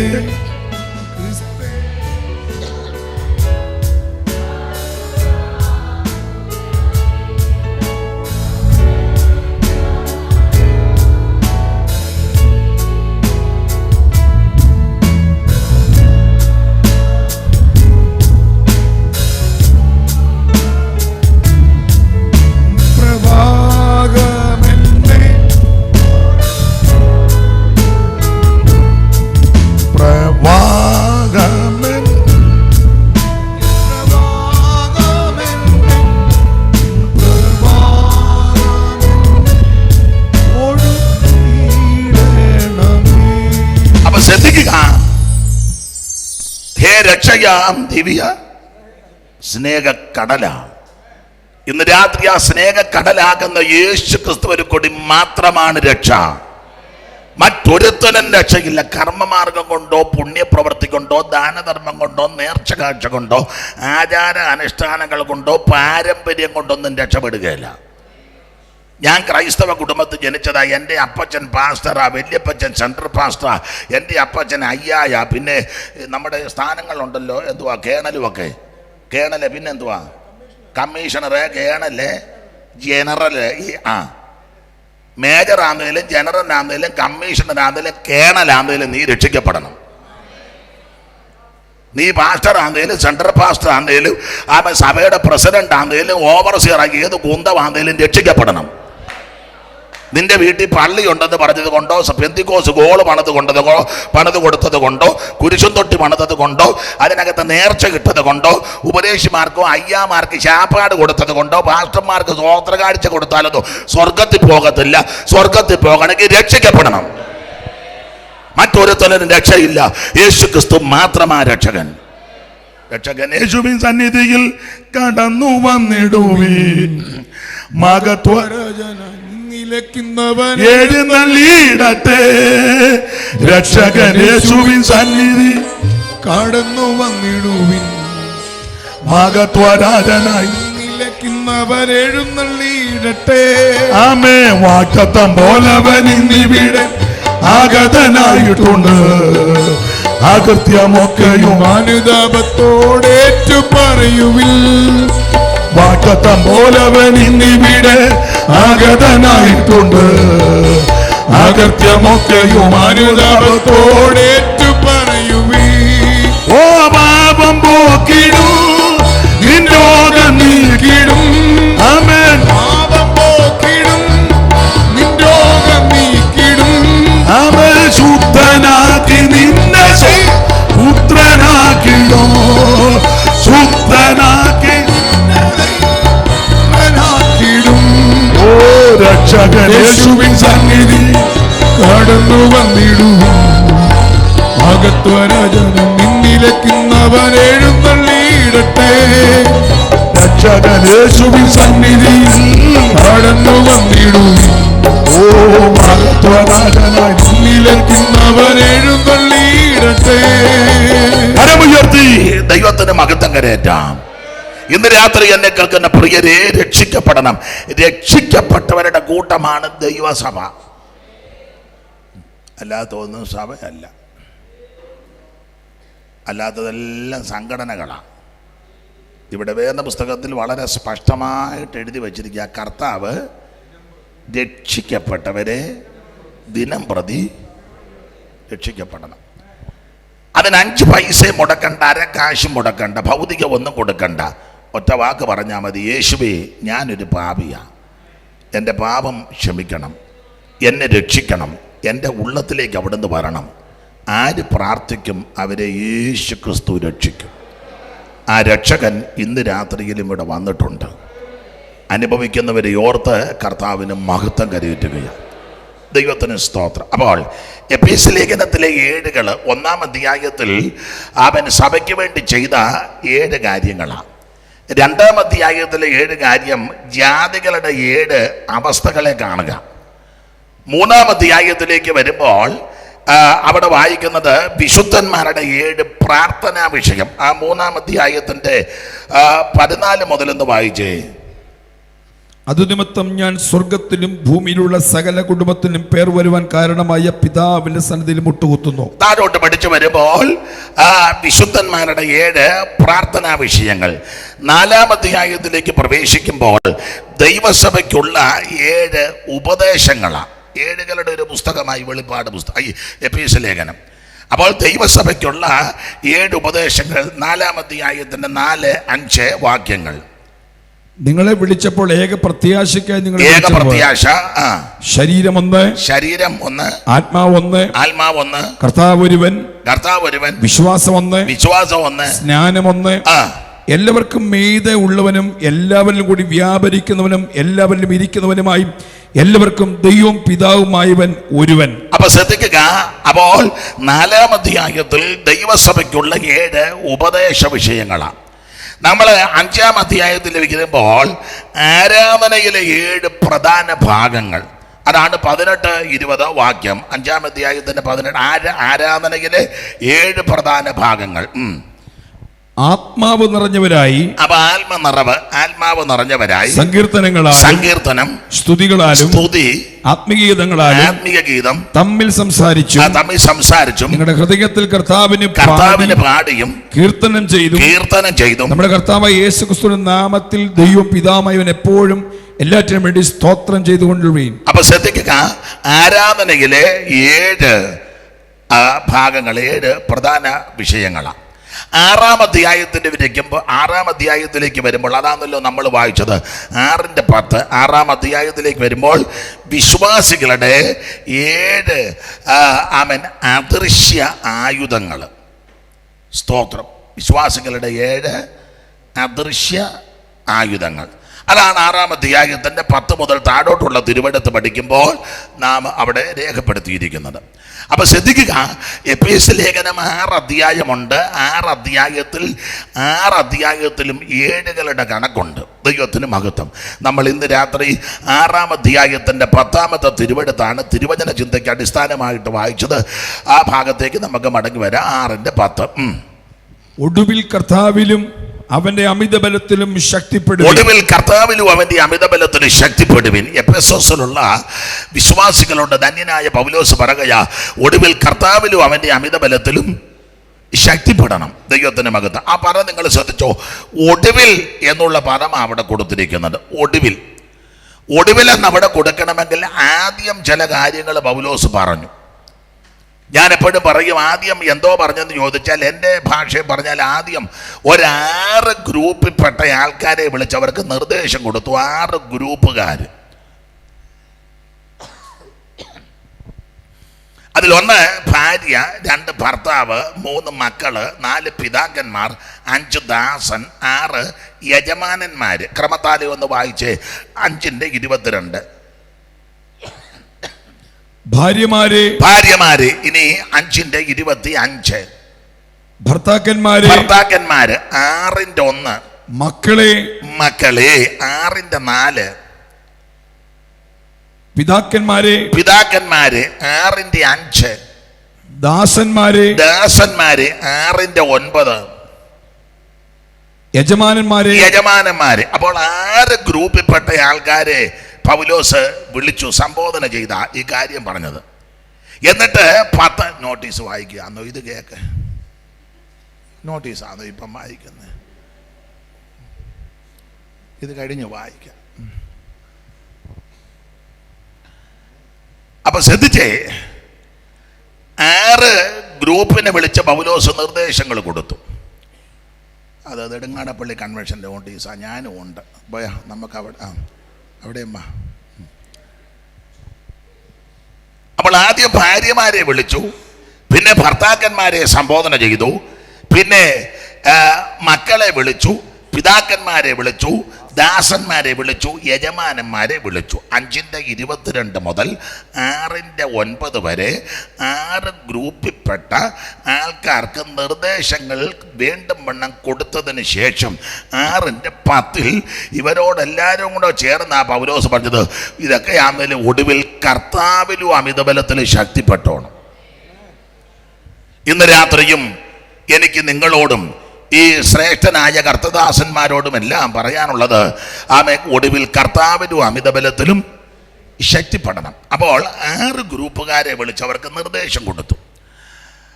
ഈ ഒന്നാമത് വിളിച്ചത് ഭാര്യമാരെയാ. 5:22. ഭാര്യമാരെ കർത്താവിനെന്ന പോലെ സ്വന്തം ഭർത്താക്കന്മാർക്ക് കീഴടങ്ങുവീൻ. അപ്പോൾ ഭർത്താവിനോട് എങ്ങനെ ഇടപെടണം, ഭർത്താവിനെ എങ്ങനെ ശുശ്രൂഷിക്കണം, എങ്ങനെ കരുതണം, ഇതൊക്കെയാണ് നിർദ്ദേശങ്ങൾ. ഇതൊക്കെ വിവാഹ ശുശ്രൂഷയിൽ ധാരാളം കാര്യങ്ങൾ നേരത്തെ നന്നായിട്ട് പറയും. ഇപ്പോൾ സമയമില്ലാത്തത് കൊണ്ട് പറയാനൊന്നും പറ്റുന്നില്ല. കല്യാണം നടത്തുമ്പോൾ അവർ പറയും അധികം പ്രസംഗിക്കരുതെന്നാണ് പറയുന്നത്. എങ്ങനെയും ഇതൊന്ന് നടത്തി വിട്ടേക്കണം. വീട്ടുകാരും പറയും അധികം ഒന്നും പറയരുതെന്ന്. അപ്പം അതുകൊണ്ട് അധികം പറയാത്തത് കൊണ്ട് അതിൻ്റെ കാര്യങ്ങളുമൊക്കെ ഇപ്പോൾ ഉണ്ട്. ഇത് സാധാരണ വിവാഹ ശുശ്രൂഷകളിൽ ഇത് പറയും. ഭാര്യ കീഴ്പ്പെട്ട് ഭർത്താവിനെ അനുസരിച്ച് വിധേയപ്പെട്ട് ബഹുമാനിച്ച് വേണം ജീവിക്കാൻ. സാറ അബ്രഹാമിനെ യജമാനിനെ അഡോണായി അങ്ങനെ വിളിച്ചത്, യജമാനിനെ എന്നാ. ഇന്നിപ്പം പിന്നെ അങ്ങനൊന്നും വിളിക്കത്തില്ല. വിളിക്കുമെന്ന് ഞങ്ങൾക്ക് വലിയ പ്രതീക്ഷ ഇല്ല. ഇപ്പം പേരാ വിളിക്കുന്നത്. പേര് വല്ല ഇന്നാളൊരുത്തം വിളിച്ചു, എടാ. അവൻ എന്തായാലും പമ്മി ചെല്ലുന്നതും കണ്ടു. ഡാ. അങ്ങോട്ടും ഇങ്ങോട്ടും അങ്ങനെ ഇപ്പോഴത്തെ വിളി അങ്ങനെ. പഴയ ഇവരോടൊക്കെ ചോദിച്ചാൽ പറയും, പഴയ അമ്മമാരൊക്കെ വിളിക്കുന്നത് എടാന്നും വിളിക്കുകയല്ല, ഒന്നും വിളിക്കത്തില്ല. ഈ ഞാൻ ശ്രദ്ധിച്ചിട്ടുണ്ട്, പഴയ അപ്പച്ചന്മാരും അമ്മച്ചമാരും ഒക്കെ ഇങ്ങനെ ആ സമയം പിന്നെ ഇങ്ങോട്ടൊന്ന് വന്നേ, അത്രേ ഉള്ളൂ. അതിനകത്തെല്ലാം ഉണ്ട്. അമ്മ ചിലപ്പോൾ അടുക്കള ഇരുന്ന് ഇങ്ങനെ കേട്ടോ, പുള്ളി കേൾക്കുകയും ചെയ്യും. ഇപ്പം എല്ലാം തല തിരിഞ്ഞു. ഡാ, അവനെ പെമ്പട്ടി പോകും പോലെ പോവുക അവിടെ പുറകെ. അങ്ങനത്തെ ഒരു കാലമാണ്. നിങ്ങൾ ഞാൻ ചിരിക്കാൻ അങ്ങനല്ലയോ മോനെ? അല്ലേ? എന്നെ സങ്കടപ്പെട്ടിരിക്കുന്നു. ദൈവത്തിൻ്റെ മഹത്വം. ഭർത്താവിനെ ബഹുമാനിക്കണം. എൻ്റെ വല്യമ്മച്ചി ഇപ്പോഴും ഉണ്ട്, എൻ്റെ കൂടെ ഉണ്ട്. ഇപ്പം 107 വയസ്സ് കഴിഞ്ഞു, 108 കയറുക. അപ്പോൾ പുള്ളിക്കാരി ഒരു അമ്മോപദേശം എന്ന് പറഞ്ഞൊരു കവിത ചൊല്ലും. ഇപ്പം ചൊല്ലാനൊന്നും വയ്യ. അന്ന് എൻ്റെ കയ്യിലുണ്ട് ആ കവിത. അത് മകളെ വിവാഹം കഴിക്കുന്നതിൻ്റെ തലേന്ന് അമ്മ മകൾക്ക് പറഞ്ഞു കൊടുക്കുന്ന ഉപദേശമാണ്. അതിന് ഹെഡിങ് ഇതാ, അമ്മോപദേശം. അത് നല്ല രീതിയാണ്, അത് ചൊല്ലാം. വല്യമ്മച്ചി നന്നായിട്ട് ചൊല്ലും, ഞാൻ കേട്ടിട്ടുണ്ട്. അതിനകത്ത് ഒരു വരി, ഒത്തിരി വരികളുണ്ട്. ഒരു വരി, കാലത്തെ ഉണർന്ന ആദരാൽ കാന്തൻ്റെ കാല് തൊട്ട് വന്നിക്കണമെന്ന്. രാവിലെ എഴുന്നേറ്റ് ഭർത്താവിൻ്റെ കാല് മിക്കവാറും കാലേ വാരി അലക്കാതിരുന്ന ഭാഗ്യമെന്ന് കരുതിയാൽ മതി. പിന്നെ ആ കാല് തൊട്ട് നല്ല വരികളാണ് അതിനകത്ത്. പണ്ട് അങ്ങനെയൊക്കെയുള്ളൊരു ജീവിതം ഉണ്ടായിരുന്നു കേട്ടോ. ഭർത്താവ് ഭക്ഷിക്കാതെ ഭാര്യയും ഭക്ഷിക്കത്തില്ല അന്ന്. ഇപ്പം സാഹചര്യമൊക്കെ മാറി, വ്യവസ്ഥിതികളൊക്കെ ഒത്തിരി വ്യത്യാസമായി. പഴയ അമ്മമാരോടൊക്കെ ചോദിച്ചാൽ പറഞ്ഞു തരും. ഞാൻ കണ്ടിട്ടുണ്ട്, നിങ്ങൾ അനുഭവസ്ഥരാ. ആഹാരം പാകമായാൽ ആദ്യം അപ്പനാ വിളമ്പി മാറ്റി വെക്കുന്നത്. പണ്ട് അപ്പൻ ആദ്യം വിളമ്പി മാറ്റി വെക്കും. ആ വിളമ്പൊന്നിനകത്ത് കൊണ്ട് വിളമ്പ് തവി കൊണ്ട് 4 വശം ഒന്ന് അമുക്കുകയൊക്കെ ചെയ്യും. ഇന്നല്ലയോ ഫ്രിഡ്ജുമൊക്കെ വന്നേ. അന്ന് ഫ്രിഡ്ജില്ല, ഉറിയല കൊണ്ട് വെക്കുന്നത്. ഞാൻ ആ ഭാഗത്തേക്കൊന്നും പോകുന്നില്ല. ഇനി അത് പറഞ്ഞു കഴിഞ്ഞ് വൈകിട്ട് വീട്ടിൽ ചെന്ന് എന്തിനാ ആരോഗ്യം ഉണ്ടാക്കുന്നത്. അതുകൊണ്ട് വന്നതുപോലെ തന്നെ സന്തോഷത്തോടെ പോവുകയും വരികയും ചെയ്യാം.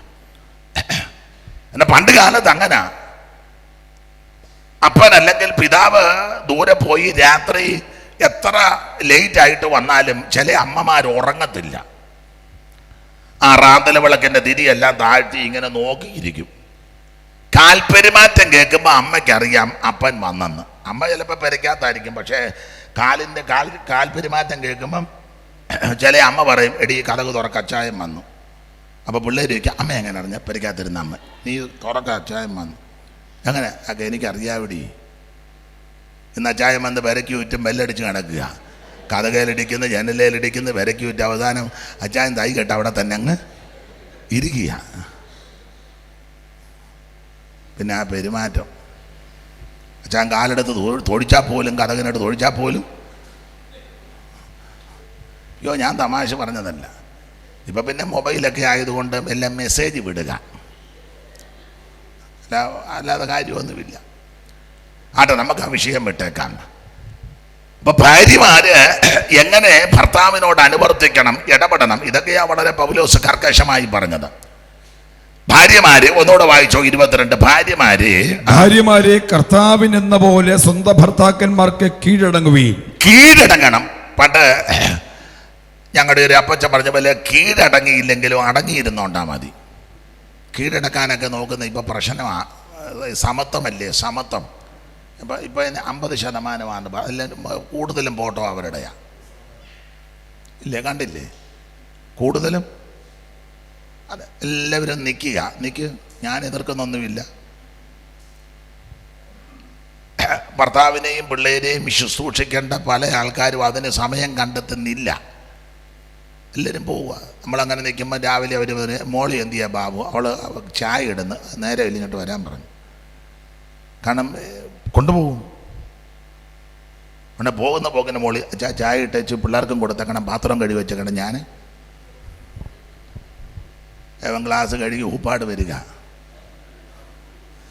ഒന്നും ഞാൻ വിവരിക്കുന്നില്ല. അത് നമുക്ക് ആ ഭാഗം വിട്ടേക്കാം. അപ്പം ഇത് എങ്ങനെ ജീവിക്കണം, കർക്കശമായ ഉപദേശങ്ങളാണ്. ഭാര്യമാരെ കർത്താവിന് എന്നതുപോലെ സ്വന്തം ഭർത്താക്കന്മാർക്ക് കീഴടങ്ങണം, അനുസരിക്കണം, വിനയപ്പെടണം. ഞാൻ എല്ലാ ഭാഗവും എടുക്കുന്നില്ല, എടുത്ത വാക്യത്തോട് കൂറ് പുലർത്തണമല്ലോ. ഇനി ഭർത്താക്കന്മാർക്കുമുണ്ട് നിർദ്ദേശം. 25-ാം വാക്യം, ഭർത്താക്കന്മാരെ ക്രിസ്തു സഭയെ സ്നേഹിച്ചതുപോലെ നിങ്ങളുടെ ഭാര്യമാരെ സ്നേഹിപ്പീൻ. യേശു ക്രിസ്തു സഭയെ സ്നേഹിച്ചതുപോലെ ഭർത്താവ് ഭാര്യയെ സ്നേഹിക്കണം. യോഗ്യതയുള്ളത് കൊണ്ടല്ല, ക്വാളിറ്റി ഉള്ളത് കൊണ്ടല്ല, യാതൊരു യോഗ്യതയും യാതൊരു വിശേഷതയും ഇല്ലാതിരുന്നപ്പോഴാ ക്രിസ്തു അവൻ സഭയെ സ്നേഹിച്ചത്, തൻ്റെ ജനത്തെ സ്നേഹിച്ചത്. എന്ന് പറഞ്ഞാൽ ഭർത്താക്കന്മാരോടും അങ്ങനെ. നിങ്ങളുടെ ഇഷ്ടത്തിന് ചിലപ്പോൾ ഭക്ഷണം ഉണ്ടാക്കിയെന്ന് വരികയല്ല, വസ്ത്രം കഴുകി തന്നെന്നോ തേച്ചെന്നോ വേണ്ടതെല്ലാം സമയത്ത് ചെയ്തെന്നോ വരികയല്ല. പക്ഷേ ക്രിസ്തു സഭയെ സ്നേഹിച്ചതുപോലെ അവരെയും സ്നേഹിച്ച് പോറ്റി പുലർത്തണം. എൻ്റെ തുണി കഴുകി തന്നില്ല, എന്നാൽ ഇന്ന് നീ കഞ്ഞി കുടിക്കണ്ട, എന്തോ ചെയ്യും? തുണി തേച്ചത് ഒത്തില്ല. അതുകൊണ്ട് ഈ ആഴ്ച മുഴുവൻ പട്ടിണി കിടന്നു. അതാണോ മര്യാദ? തെറ്റുണ്ട്, കുറ്റങ്ങളുണ്ട്, കുറവുകളുണ്ട്, ഭോക്ഷത്വമുണ്ട്. അതെല്ലാം നമ്മൾ ക്ഷമിക്കണം. അങ്ങനെ കുടുംബജീവിതം നോക്കൂ. സ്തോത്രം. എന്നാ എല്ലാവരും ഇങ്ങനെ? ക്രിസ്തു സഭയെ സ്നേഹിച്ചതുപോലെ യാതൊരു യോഗ്യതയും ഇല്ലാതിരുന്നപ്പോഴാണ് നമ്മെ സ്നേഹിച്ചത്. യാതൊരു വിശേഷതയും ഇല്ലാതിരുന്നപ്പോഴാണ് നമ്മെ സ്നേഹിച്ചത്. ഇന്ന് രാത്രി ആ സ്നേഹമായിരിക്കണം നമുക്കുള്ളത്. ഭർത്താക്കന്മാർ അങ്ങനെ ആയിരിക്കണം. സ്വന്തം കാര്യം നോക്കുന്ന ഭർത്താവ് ആയിരിക്കരുതെന്നായി പറഞ്ഞതിൻ്റെ അർത്ഥം.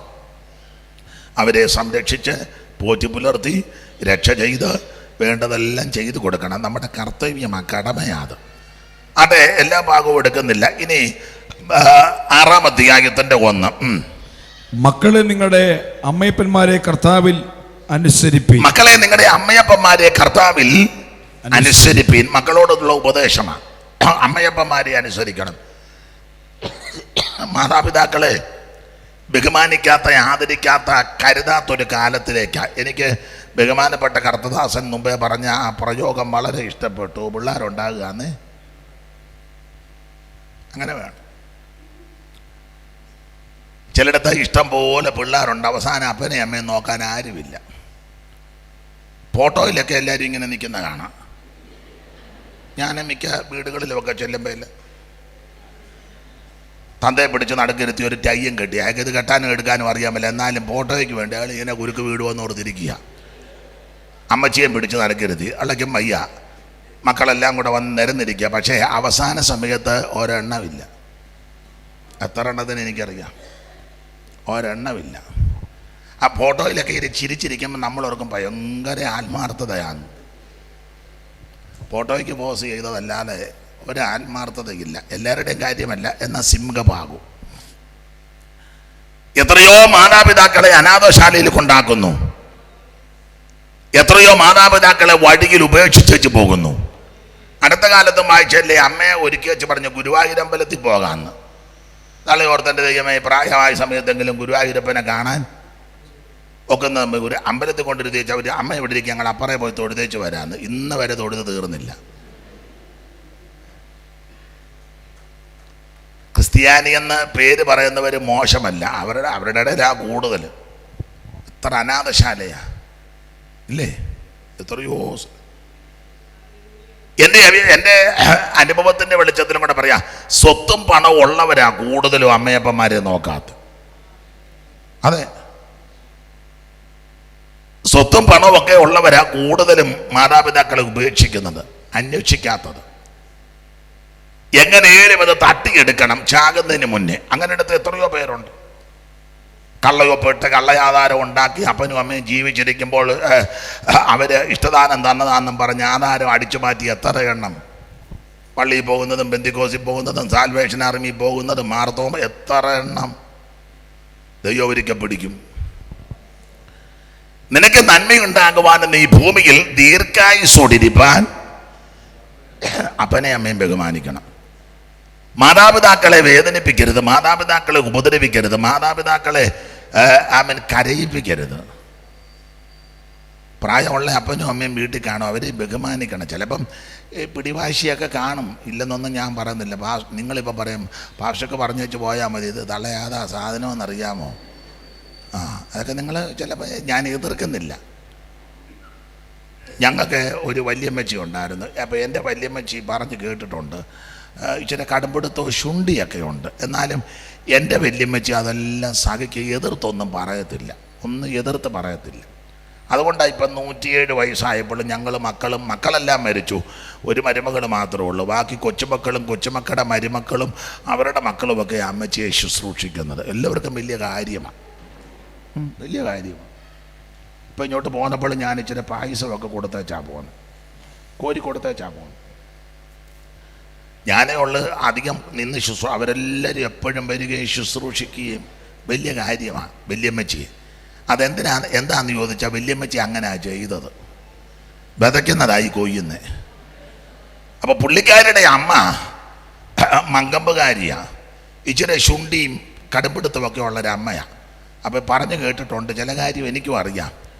ഈ പരാധീനതയുള്ള കാലം പണ്ട് കാലമല്ലേ, അപ്പോൾ ഈ ഭക്ഷണം വിളമ്പുമ്പം അമ്മച്ചി പ്രായമല്ലേ എന്നോർത്ത് എൻ്റെ വല്യമ്മച്ചി ആദ്യം കൊണ്ട് ഭക്ഷണം കൊടുക്കും ഈ അമ്മയ്ക്ക്. ഈ ശുണ്ടിയുണ്ടെന്നായി പറയുന്നത്. ആദ്യം കൊണ്ട് ഭക്ഷണം കൊടുക്കുമ്പം അമ്മച്ചി ചോദിക്കും, നിങ്ങളൊക്കെ കഴിച്ചോ? ഉടനെ എൻ്റെ വല്യമ്മച്ചി പറയും, ഇല്ല അമ്മച്ചി കഴിച്ചില്ല. അമ്മച്ചിക്ക് ആദ്യം എനിക്ക് ആദ്യം തന്നൊരു മൂലയിലാക്കിയാൽ പിന്നെ നിങ്ങൾക്കെല്ലാം കൂടെ ഒന്നിച്ചിരുന്ന് ഉണ്ടോ? അത് പേടിച്ച് പിന്നീട് കഴിച്ചു കഴിഞ്ഞ് കൊണ്ട് കൊടുക്കും. അമ്മച്ചി കഴിഞ്ഞ ദിവസം അങ്ങനെ. അപ്പോൾ അമ്മ ചോദിക്കും, നിങ്ങളെല്ലാം കഴിച്ചോ? ഉടനെ പറയാം, ഞങ്ങൾ കഴിച്ചമ്മ. ബാക്കി വന്നതെല്ലാം കൂടെ. സ്വഭാവത്തിൻ്റെ വൈകല്യമായി പറഞ്ഞു. അങ്ങനെ പിടിവാശിക്കാരുണ്ട്. പക്ഷേ എൻ്റെ വല്യമ്മച്ചി ഒന്നും എതിർത്ത് പറയത്തില്ല. പ്രായമല്ലേ എന്നോർത്ത് ഇച്ചിരി ആഹാരം കൂടുതൽ കൊണ്ട് കൊടുത്താൽ ഇതാർക്കാ? അമ്മച്ചിക്കാ. ഞാനാന്നോ കണ്ടമാനം ഇവിടെ ഇരുന്ന് ഭക്ഷണം കഴിക്കുന്നേ? കൂടുതൽ കൊടുത്തേന്. അത് മേടിച്ച് കുറച്ച് കൊണ്ട് കൊടുക്കും. ഉടനെ പറയുന്ന ഇങ്ങനെയാന്നേ അധിക നാൾ തരണ്ടല്ലോ. ഒരു തരത്തിൽ വല്യമ്മച്ചി പറഞ്ഞതാ. ഒരിക്കൽ ഇച്ചിരി കൊണ്ട് കൊടുത്തു, വേണേ ഇനിയും കൊടുക്കാമല്ലോ, ഇത് എങ്ങനെ കൊടുത്താലും കുറ്റമാണ്. ഇച്ചിരി കൊണ്ട് കൊടുത്തു. ഉടനെ കഴിച്ചു തീർന്നപ്പം എൻ്റെ വല്യമ്മ ചോദിച്ചു, അമ്മച്ചി ഇച്ചിരി കൂടെ തരട്ടെ, ഈ പാത്രത്തിനിട ഉണ്ടായിരുന്നല്ലോ. എന്നാ ചെയ്യും ഇതിനെയൊക്കെ?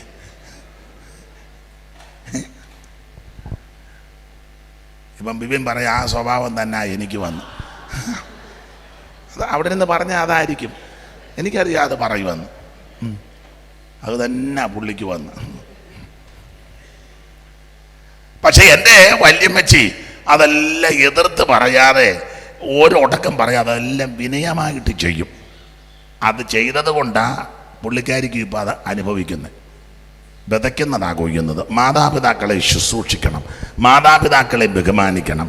നിനക്ക് നന്മയുണ്ടാകുവാനും നീ ഭൂമിയിൽ ദീർഘായുസ്സോടിരിപ്പാൻ അപ്പനും അമ്മയ്ക്കും വെള്ളം കൊടുക്കാതെ പള്ളിയിൽ പോയത് കൊണ്ടൊന്നും ഗുണം വരികയില്ല തങ്കമ്മേ.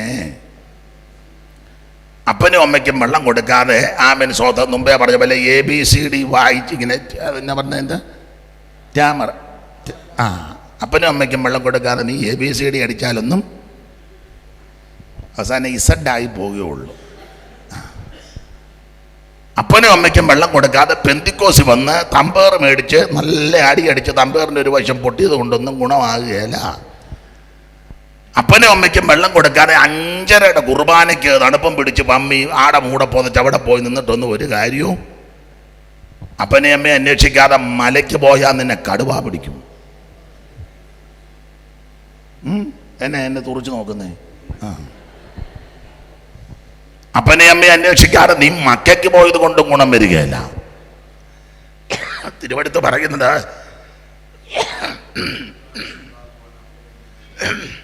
നിനക്ക് നന്മയുണ്ടാകുവാനും നീ ഭൂമിയിൽ ദീർഘായുസ്സോടിരിപ്പാൻ അപ്പനെ അമ്മയെ ബഹുമാനിക്കണം. മക്കൾക്കുള്ള നിർദ്ദേശങ്ങളാണ്. മാതാപിതാക്കളെ ബഹുമാനിക്കണം. അവരെ കണ്ണീര് കുടിപ്പിക്കരുത്.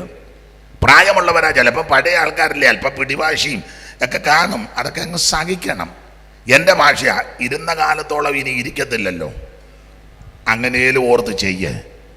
അങ്ങനെ ചെയ്താൽ ദൈവം നിനക്ക് നന്മ ചെയ്യും. നീ അറിയാത്ത നന്മയുടെ വഴികളെ ദൈവം തുറക്കും.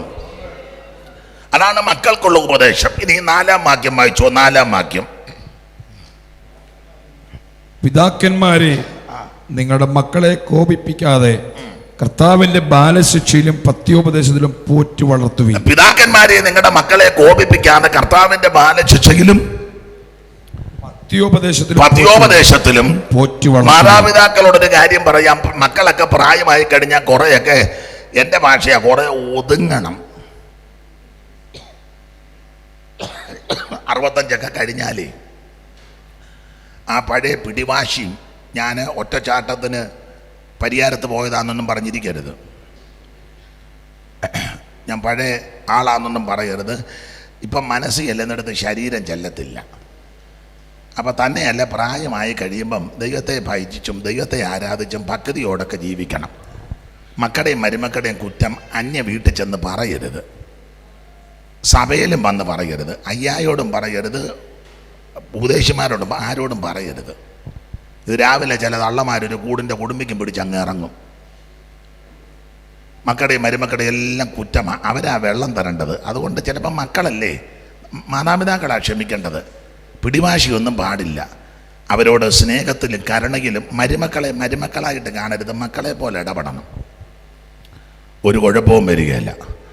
ഇത് മക്കൾക്കുള്ള ഉപദേശവും പിതാക്കന്മാർക്ക് മാതാപിതാക്കൾക്കുള്ള ഉപദേശം. ഇനി 5-ാം വാക്യം വായിക്കാം. 5-ാം വാക്യം.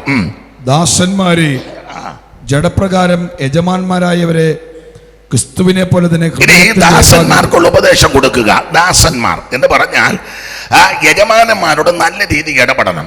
യജമാനന് ദാസന് ഒരു സഭയിലെ മെമ്പേഴ്സാ, പക്ഷെ ആ യജമാനനെ ബുദ്ധിമുട്ടിക്കരുത്. ചെയ്യുന്ന ജോലിക്ക് പ്രതിഫലം വാങ്ങിച്ചോണം. അവർ നമ്മുടെ പരിചയക്കാരാ, യജമാനനാ, ഒരു സഭക്കാരാ, ഒരു വേണ്ടപ്പെട്ടവരാന്നോർത്തവരെ ബുദ്ധിമുട്ടിക്കരുതെന്നാ പറഞ്ഞ എൻ്റെ അർത്ഥം. എല്ലാം വിവരിക്കുന്നില്ല. ഇനി 9-ാം വാക്യം. യജമാനന്മാരെ അവരുടെയും നിങ്ങളുടെയും യജമാന സ്വർഗത്തിലുണ്ടെന്നും അവന്റെ പക്കൽ മുഖപക്ഷമില്ലെന്നും അറിഞ്ഞുകൊണ്ട് അങ്ങനെ തന്നെ അവരോട് പെരുമാറുകയും. അപ്പൊ യജമാനന്മാരോട് പറയുക, അവരുടെയും നിങ്ങളുടെ യജമാന സ്വർഗത്തിലുണ്ട്. വീട്ടിൽ ജോലി ചെയ്യാൻ വരുന്നവരോടും പറമ്പിൽ പണിയാൻ വരുന്നവരോടൊക്കെ കരുണയോടെ ഇടപെടണം. പ്രായമുള്ളവരെ, നമ്മളെക്കാൾ മൂത്തവരെ, പിള്ളേരെ കൊണ്ട് പേര് വിളിപ്പിക്കരുത്. എനിക്കറിയാം ധാരാളം ആൾക്കാർ കൊച്ചു പിള്ളേർ വീട്ടിൽ പണിയാൻ വരുന്ന അപ്പനോടും അമ്മയോടും അല്ലെങ്കിൽ തീർത്ത് പേര് വിളിക്കും. ആ വീട്ടുകാർ പേര് വിളിക്കുന്നതിന് തെറ്റില്ല, അവരേത് സമപ്രായക്കാരോ ആ നിലയിൽ. കൊച്ചു പിള്ളേർ, ഞാൻ ഒരു വീട്ടിൽ നിൽക്കുമ്പോൾ ഒരമ്മ ആ വീട്ടിലെ ജോലിക്ക് വന്നതാണ്. ആ വീട്ടിൽ പ്രാർത്ഥനയ്ക്ക് എന്നെ വിളിച്ചതാണ്. ഞാൻ അല്പം നേരത്തെ ചെന്നു. എനിക്കൊരു കാപ്പിയൊക്കെ തന്നു. അപ്പോൾ പേപ്പർ അവിടെ കിടക്കുന്നു. പേപ്പറുമൊക്കെ വായിച്ച് എനിക്ക് ആ യോഗം തുടങ്ങിയില്ല. അപ്പോൾ ആ വീട്ടിലെ 12 വയസ്സ് കാണും ഒരു പെങ്കൊച്ച്, 12 വയസ്സ്. അപ്പോൾ ആ പെണ്ണ് വളരെ തീർത്ത് പറഞ്ഞു, തങ്കേ ഇങ്ങോട്ടൊന്ന് പെട്ടെന്ന് വന്നേന്ന്. അപ്പം ഞാൻ ആദ്യം ഒന്ന് ശ്രദ്ധിച്ചു. അപ്പം പിന്നെ ഇവളെ അല്പം കഴിഞ്ഞപ്പം ഇച്ചിരി കോപിഷ്ഠയായിട്ടാണ് പറഞ്ഞ. 12 വയസ്സേ കണ്ടേ ഉള്ളൂ. തങ്കയോടല്ലേ പറഞ്ഞെന്ന് ചോദിച്ചു. തങ്കയ്ക്ക് എന്നാ വന്നാൽ എന്നാന്ന് ചോദിച്ചു. അപ്പം ഞാൻ അപ്പം തങ്ക ഏതാന്ന് നോക്കാൻ ഞാനിങ്ങനെ ശ്രദ്ധിച്ചപ്പം ഒരു 10, 65, 70 വയസ്സ് കാണും ഉദ്ദേശം. ഒരമ്മ ചട്ടയും കൊണ്ടുകൊടുത്തൊരമ്മയാണ്. പെട്ടെന്ന് കയ്യുമെല്ലാം കഴുകിയ എൻ്റെ കുഞ്ഞെ ഞാൻ വേറൊരു കാര്യം അടുക്കളയിൽ എടുത്തുകൊണ്ടിരിക്കുകയായിരുന്നു, അതുകൊണ്ടാണ് താമസിച്ചുകൊണ്ട്. ഇവിടെ കുറച്ച് നേരമായിരുന്നു ഞാനിത് കേട്ടു കണ്ടു. അപ്പം ഞാൻ അവിടെ ഇരിക്കുന്ന കാര്യം ഇവള് ഓർത്തില്ല. അല്ല, ഇരുന്നാൽ എന്നാ 10, 65, 70 വയസ്സോളം പ്രായമുള്ള അമ്മയെ കയറി ഈ 12 വയസ്സുള്ള പെൺകുട്ടി വിളിക്കുക. തീർത്ത് തങ്കമ്മ എന്നാ പേര്. അപ്പം ഞാൻ ഈ അമ്മ ഇത് കൊടുത്തേച്ച് വന്നപ്പം എന്നെ കണ്ടു വളരെ വിനയത്തോടെ. ഞാനും പറഞ്ഞു സ്തോത്രം. ഞാൻ ചോദിച്ചു, അമ്മച്ചിയുടെ പേരെന്തുവാ? എൻ്റെ പേര് തങ്കമ്മ എന്നാ. എവിടാ വീട്? ഇവിടെ അടുത്താ വീട്. ഞാൻ ചോദിച്ചു, മക്കളൊക്കെ ഉണ്ടോ? 2 ആൺപിള്ളേരുണ്ട്. എന്നിട്ട് അത് പറഞ്ഞേച്ച് എന്നോട് പറഞ്ഞ്, ഞാൻ ഇവിടെ ഇടയ്ക്ക് വീട്ടു ജോലിക്ക് വരുന്നതാ, എന്നെ വിളിക്കും, ഇവിടുത്തെ പുള്ളിക്കാരി വിളിക്കും. ഇതേപോലെ പ്രത്യേക പ്രാർത്ഥനയോ ഒക്കെ ഉണ്ട്, എന്നെ വിളിക്കും, ഞാൻ ഓടി വരും. അവരുടെ മകളുമൊക്കെ എനിക്ക് സഹായം ചെയ്യും. അപ്പം ആ വീട്ടിലെ അമ്മയുടെ മോളാ ഈ 12 വയസ്സുകാരി. ഈ പ്രായമുള്ള അമ്മയെ തങ്കമ്മയെന്ന് പോലും വിളിച്ചില്ല, തങ്കയെന്ന് വിളിച്ചിട്ട് എവിടെ അമ്മയോ ഈ വല്യമ്മയോ അത് നിർത്തിയില്ല. ഞാനത് കേട്ടുകൊണ്ടിരിക്കുക. എങ്ങനെയുണ്ട്? പിന്നെ അത് കഴിഞ്ഞ് യോഗം തുടങ്ങി. അത് പിന്നെ ബാക്കി നിങ്ങൾ പൂരിപ്പിച്ചോ, ഞാനാ പ്രസംഗിച്ച്. അവൾ ഉണ്ടായിരുന്നു, അവിടെ അമ്മ ഉണ്ടായിരുന്നു, വല്യമ്മയും എല്ലാവരും ഉണ്ടായിരുന്നു, അവളും ഉണ്ടായിരുന്നു. പിന്നെ യോഗം കഴിഞ്ഞ് ഞാൻ ഭക്ഷണവും കഴിച്ചില്ല. ബാക്കി നിങ്ങളങ്ങ് ചിന്തിച്ചാൽ മതി എന്നാണ്. അതിനൊന്നും മുഖാന്തരം ഒന്നും ഒത്തില്ല. മനസ്സിലാകുന്നുണ്ടോ? പ്രായമുള്ളവരെ ബഹുമാനിക്കണം. സമപ്രായക്കാര് പേര് വിളിക്കുന്നത് കൊണ്ടോ അല്ലെങ്കിൽ അത് തെറ്റില്ല. കൊച്ചു പിള്ളേരല്ലേ. വിശേഷിച്ച് ഈ വേദപുസ്തകവുമായിട്ട് നടക്കുന്ന നീയും നിന്റെ സന്തതി അത് ചെയ്യരുത്.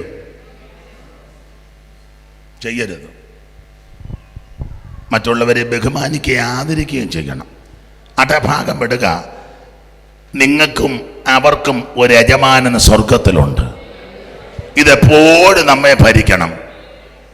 മറ്റുള്ളവരെ ബഹുമാനിക്കണം. ജാതിയോ മതമോ സഭയൊന്നും നോക്കരുത്. ചില ആൾക്കാർക്ക് ഈ സഭ നോക്കി, മതം നോക്കി, ജാതി നോക്കി, നിറം നോക്കിയാണ് ഇടപെടുന്നത്. പാടില്ല, തെറ്റാ. ഒരിക്കൽ ഞാനും ഷിബു പാസ്റ്ററും കൂടെ ഒരു സ്ഥലത്ത് പോകുക. അപ്പം വേറൊരു ഫാമിലി അവിടെ വന്നു. ഓടി വന്നേച്ച്, അപ്പച്ച ഇപ്പോഴല്ല വർഷങ്ങൾ, അപ്പച്ചനിപ്പോൾ എവിടാ? അപ്പം ഞങ്ങൾ പറഞ്ഞു ഇന്നടുത്താ. അപ്പം അവരുടെ സഭയുടെ പേര് ചോദിച്ചു പറഞ്ഞു അതിലാന്നോ? അപ്പം വലിയ കാര്യത്തിലാണ് വന്നത്, ചിരിച്ചുകൊണ്ട്. അപ്പച്ച ബഹുമാനത്തോടെ, അപ്പച്ച ഞങ്ങളെ രണ്ടുപേരെയും കണ്ട്. ഞങ്ങളും വളരെ വിനയമായിട്ട് പറഞ്ഞാൽ ഞങ്ങൾ ഇവിടെ അടുത്താ. അപ്പോൾ ചോദിച്ചു ഏത് സഭയാ? അപ്പം ഞങ്ങൾ പറഞ്ഞു തിരുവല്ല ഹെപ്പറോ സഭയാ. അപ്പോൾ അവർ ചോദിച്ചു ഞങ്ങളുടെ സഭയല്ലയോ? ഞങ്ങൾ പറഞ്ഞു അവിടെ അല്ല. ആ അന്നേരം രണ്ടും പോയി. വെള്ള ഇട്ടത് കൊണ്ടോ, കരിക്ക് എത്തിയതുപോലെ മീശ പഠിച്ചത് കൊണ്ടോ, കാതും കഴുത്തും എല്ലാം പറിച്ച് മത്തി വെട്ടി കഴുകി വെച്ചതുപോലോ ഒരു ഗുണവും ഇല്ല. സഭ നോക്കിയല്ല സ്നേഹിക്കണ്ടേ. ഞങ്ങൾ സാൽവേഷൻ ആർമി, അവർ മാർത്തോമ, ഇവർ CMS, ഇവർ പെന്തിക്കോസ്. അങ്ങനല്ല. മനുഷ്യനെ മനുഷ്യനായിട്ട് കാണണം, മറ്റുള്ളവരെ ബഹുമാനിക്കണം. അവൻ ഹിന്ദുവാ, അതിനെന്നെ ഹിന്ദുത്വം നോക്കിയോ, മുസ്ലിമാണോ എന്ന് നോക്കിയോ, ക്രിസ്ത്യാനിയാണോ നോക്കിയല്ല ഇടപെടേണ്ട. അവൻ മനുഷ്യനാണ്. മനുഷ്യനെ മനുഷ്യനായിട്ട് കാണണം. എല്ലാവർക്കും അവരുടെ വ്യക്തിത്വമുണ്ട്. മറ്റുള്ളവരെ ബഹുമാനിക്കണം. ഉപദേശങ്ങൾ പറയുമ്പോൾ ഉപദേശം പറയും, പക്ഷേ മാനുഷികമായ ചില കടപ്പാടുകളും കടമകളും കർത്തവ്യങ്ങളും നമുക്കുണ്ട്, ഇല്ലേ? ഉണ്ട്. ചില സഭക്കാർക്ക് ചില സഭക്കാരെ ഇഷ്ടമല്ല. എല്ലാവരും അങ്ങോട്ട് പോകാണ്ടിരിക്കുക. അവിടെ പോകുകയല്ലെന്നുള്ളത് ഉറപ്പാ. പയ്യാവേലി എല്ലാം കൂടെ ആണോ അങ്ങോട്ട് ചെല്ലുന്നേ? നിങ്ങൾ കണ്ടിട്ടില്ലേ? കൈ തരുന്ന പോലെ ശരിക്കും തരത്തില്ല, സംസാരിക്കത്തില്ല. ചിലക്ക് അങ്ങ് വൈരാഗ്യം. അതൊന്നും പാടില്ല. ശവസംസ്കാരത്തിനാന്നേലും വിവാഹ ശുശ്രൂഷയിലാന്നേലും ഒക്കെ ചെല്ലുമ്പോൾ നമ്മൾ സഹകരിക്കണ്ടേ? വേണം. ഞാൻ എൻ്റെ ഒരു ചെറിയ അനുഭവം പറയാം. ഞാൻ എല്ലാവരുമായിട്ട് സഹകരിക്കും, കയ്യുമൊക്കെ കൊടുക്കും. എന്നെ വിളിച്ചില്ലെങ്കിൽ ഞാൻ അങ്ങോട്ട് കയറി വിളിക്കും. ചൊല്ലിങ്ങനെ മസിൽ പിടിച്ചിരിക്കുക. എങ്ങോട്ട് പോകാനാ? നിങ്ങൾ ഓർക്കുന്ന സ്വർഗം മല്ലപ്പള്ളി ചന്തയാണെന്നാണോ? മല്ലപ്പള്ളി ചന്തയിൽ ആർക്ക് വേണേലും ചെല്ലാം. സ്വർഗത്തിൽ അങ്ങനെ പോകാനൊക്കത്തില്ല. സ്വർഗത്തിൽ പോകാനെങ്കിൽ വ്യവസ്ഥയുണ്ട്. അതിൻ്റെ ആദ്യത്തെ വ്യവസ്ഥയാ രക്ഷിക്കപ്പെടണം. പിന്നെ മുഴുവൻ ഉപദേശങ്ങളാണ്. അപ്പൊ ശ്രദ്ധിക്കുക, മറ്റുള്ളവരെ സേട്ടരെന്ന് കാണുക, അവരെ ബഹുമാനിക്കണം, അവരെ ആദരിക്കണം. പ്രായമുള്ള ഒരാളെ കണ്ടാൽ, ഇപ്പം ഉദാഹരണം ബസ്സിൽ പോകുമ്പം പ്രായമുള്ള ഉടനെ എഴുന്നേറ്റ് കൊടുക്കണ്ടേ? നമ്മളുടനെ വെളിയിലോട്ട് നോക്കിയിരിക്കും. ചങ്ങനാശ്ശേരി വരെ മല്ലപ്പള്ളി മുക്കൂറിൽ നിന്ന് കയറിയതാ. കാരണം ഇങ്ങോട്ട് നോക്കിയാൽ മറ്റേ പുള്ളി നിൽക്കുക, ഒന്നെങ്കിൽ എഴുന്നേക്കണം, ഇല്ല ഇരിക്കാൻ പറയണം. അത് വേണ്ടല്ലോ. പിന്നെ അവിടെ ചെല്ലുമ്പോൾ ഇച്ചിരി പിണ്ണതൈലം മേടിച്ചാൽ മതിയല്ലോ തൂക്കാൻ. മറ്റുള്ളവരെ ബഹുമാനിക്കണം, ആദരിക്കണം, ശുശ്രൂഷിക്കണം. ഞാൻ ഞങ്ങളുടെ കൂട്ടായ്മയും സഭയിലുമൊക്കെ പറയും, പ്രായമുള്ളവർ ഭക്ഷണത്തിനൊക്കെ ഇരിക്കുമ്പം അവർക്ക് അങ്ങോട്ട് കൊണ്ട് കൊടുക്കണം. വയ്യാത്തവരുണ്ടല്ലേ വെള്ളമൊക്കെ കൊണ്ട് കൊടുക്കും. നമ്മളങ്ങനല്ല, തീർന്ന ഉടനെ ആദ്യം നമ്മൾ കയറിയിരിക്കുക.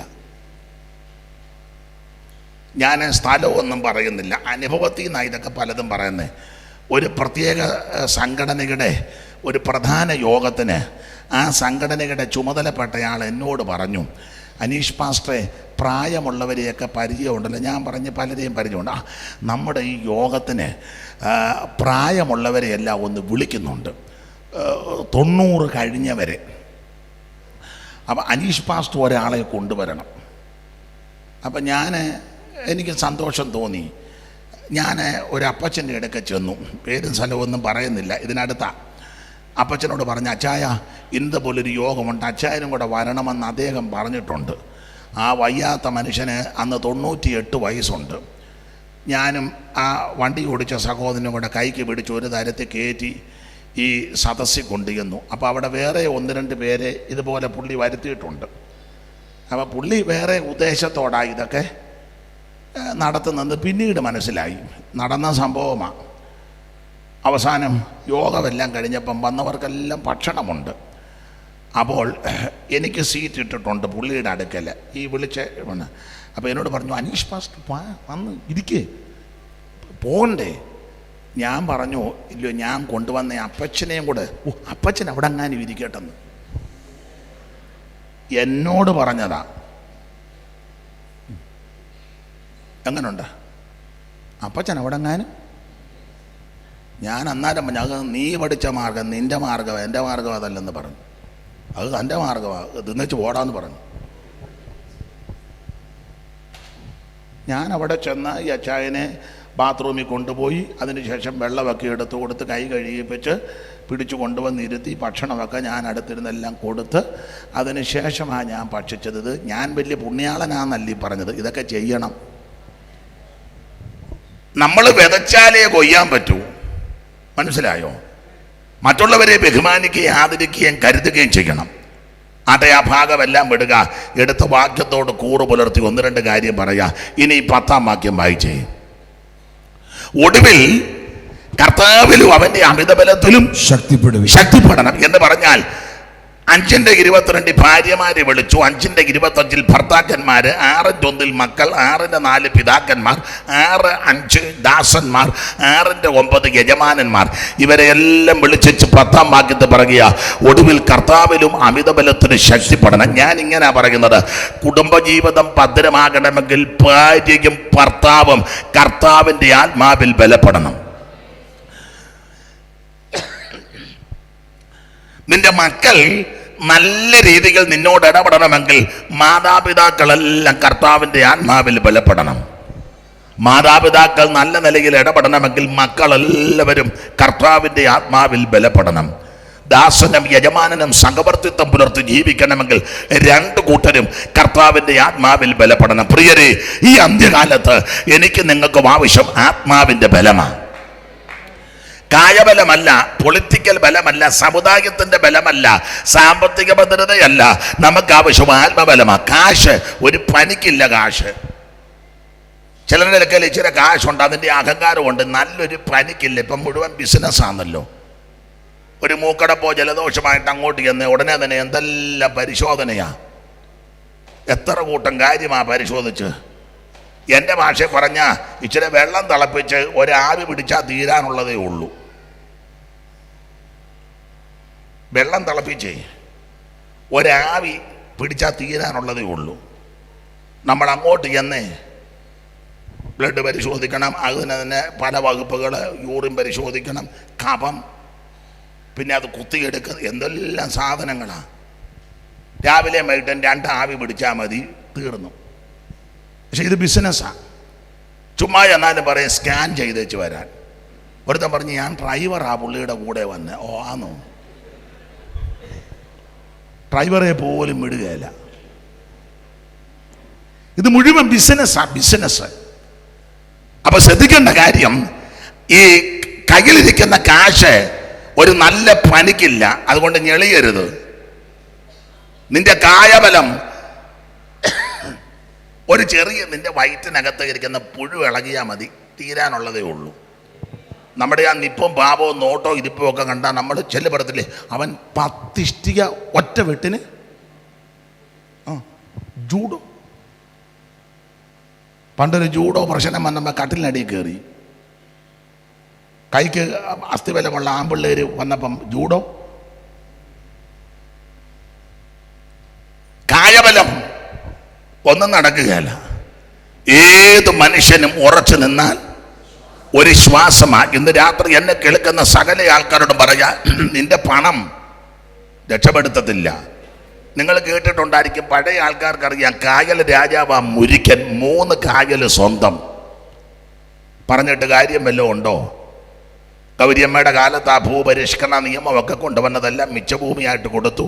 ബാക്കി ചരിത്രമൊന്നും ഞാൻ ഇപ്പോൾ പറയുന്നില്ല. സമ്പത്ത് രക്ഷപ്പെടുത്തത്തില്ല. കായബലം ഒന്നും രക്ഷപ്പെടുത്തുകയില്ല. ആമേൻ. നിന്റെ പൊളിറ്റിക്കൽ ബലം അതും രക്ഷപ്പെടുത്തുകയില്ല. പിന്നെ ഒറ്റ മാർഗമേ ഉള്ളൂ, കർത്താവിലും അവൻ്റെ അമിതബലത്തിൽ ശക്തിപ്പെടണം. Praise the Lord. അതിന് ഇന്ന് രാത്രി ദൈവം നല്ല അവസരം തരിക. ഇത് പൗലോസ് എഫേസ്യരോട് പറയാൻ കാരണം ഒന്ന് രണ്ട് കാര്യങ്ങൾ പറയാം. എഫെസോസ് സഭയുടെ ആരംഭം വളരെ പ്രതികൂലങ്ങളുടെ നടുവില പൗലോസിന്റെ മിഷനറി യാത്രയിലായി സഭ ആരംഭിക്കുന്നത്. എന്താ ഇവരോട് കർത്താവിലും ആത്മബലത്തിലും ശക്തിപ്പെടണമെന്ന് പറയാൻ കാര്യം? ഈ സഭയുടെ ആരംഭം പൗലോസിന്റെ മിഷനറി യാത്രയില്ല. അപ്പൊല്ലോസ് കൊരിന്തിലിരിക്കുമ്പോൾ പൗലോസ് ഉൾപ്രദേശങ്ങളിൽ കൂടി സഞ്ചരിച്ച് എഫെസോസിലെത്തി. ചില ശിഷ്യന്മാരെ, വിശ്വാസികളെ കണ്ടു.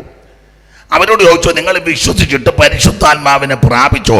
അവർ പറയാ, ഉണ്ടെന്ന് പോലും ഞങ്ങൾ കേട്ടിട്ടില്ല. ഉടനെ ചോദിച്ചത്, നിങ്ങളുടെ സ്നാനം ഏതായിരുന്നു? ഉടനെ അവന് കാര്യം പറഞ്ഞു. പൗലോസ് ഉപദേശങ്ങൾ അവരെ പറഞ്ഞ് പഠിപ്പിച്ച് അവരെ എല്ലാവരുടെയും തലയെ കൈവച്ച് പ്രാർത്ഥിച്ചു.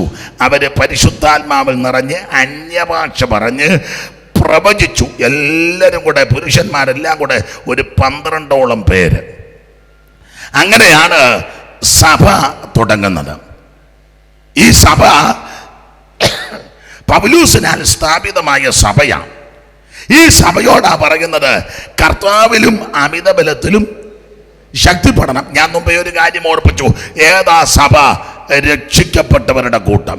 ആ സഭയോട് പറയുക, കർത്താവിലും അവൻ്റെ അമിതബലത്തിൽ ശക്തിപ്പെടണം. അതെന്താ അങ്ങനെ പറയാൻ കാര്യം? ഈ ദുഷ്ടലോകത്തിൽ, പാപലോകത്തിൽ, അക്രമമുള്ള, അനീതിയുള്ള, വഞ്ചനയുള്ള, ഇസങ്ങളുള്ള അവൻ വല്ലാത്ത ലോകത്തിൽ എനിക്ക് നിങ്ങൾക്കും ആവശ്യം അവൻ ആത്മാവിൻ്റെ ബലമാണ്. സ്വയശക്തി കൊണ്ടോ കായബലം കൊണ്ടൊന്നും നേടാനൊക്കത്തിൽ ഇന്ന് രാത്രി എന്നെ കേൾക്കുന്ന പ്രിയരെ, ആത്മാവിൻ്റെ ബലം ഏറ്റെടുക്കണം. അപ്പൊ സഭയുടെ ആരംഭം ഇത് പറയാൻ കാര്യം, പൗലോസ് ഈ എഫെസോസിൽ സുവിശേഷം അറിയിച്ചു.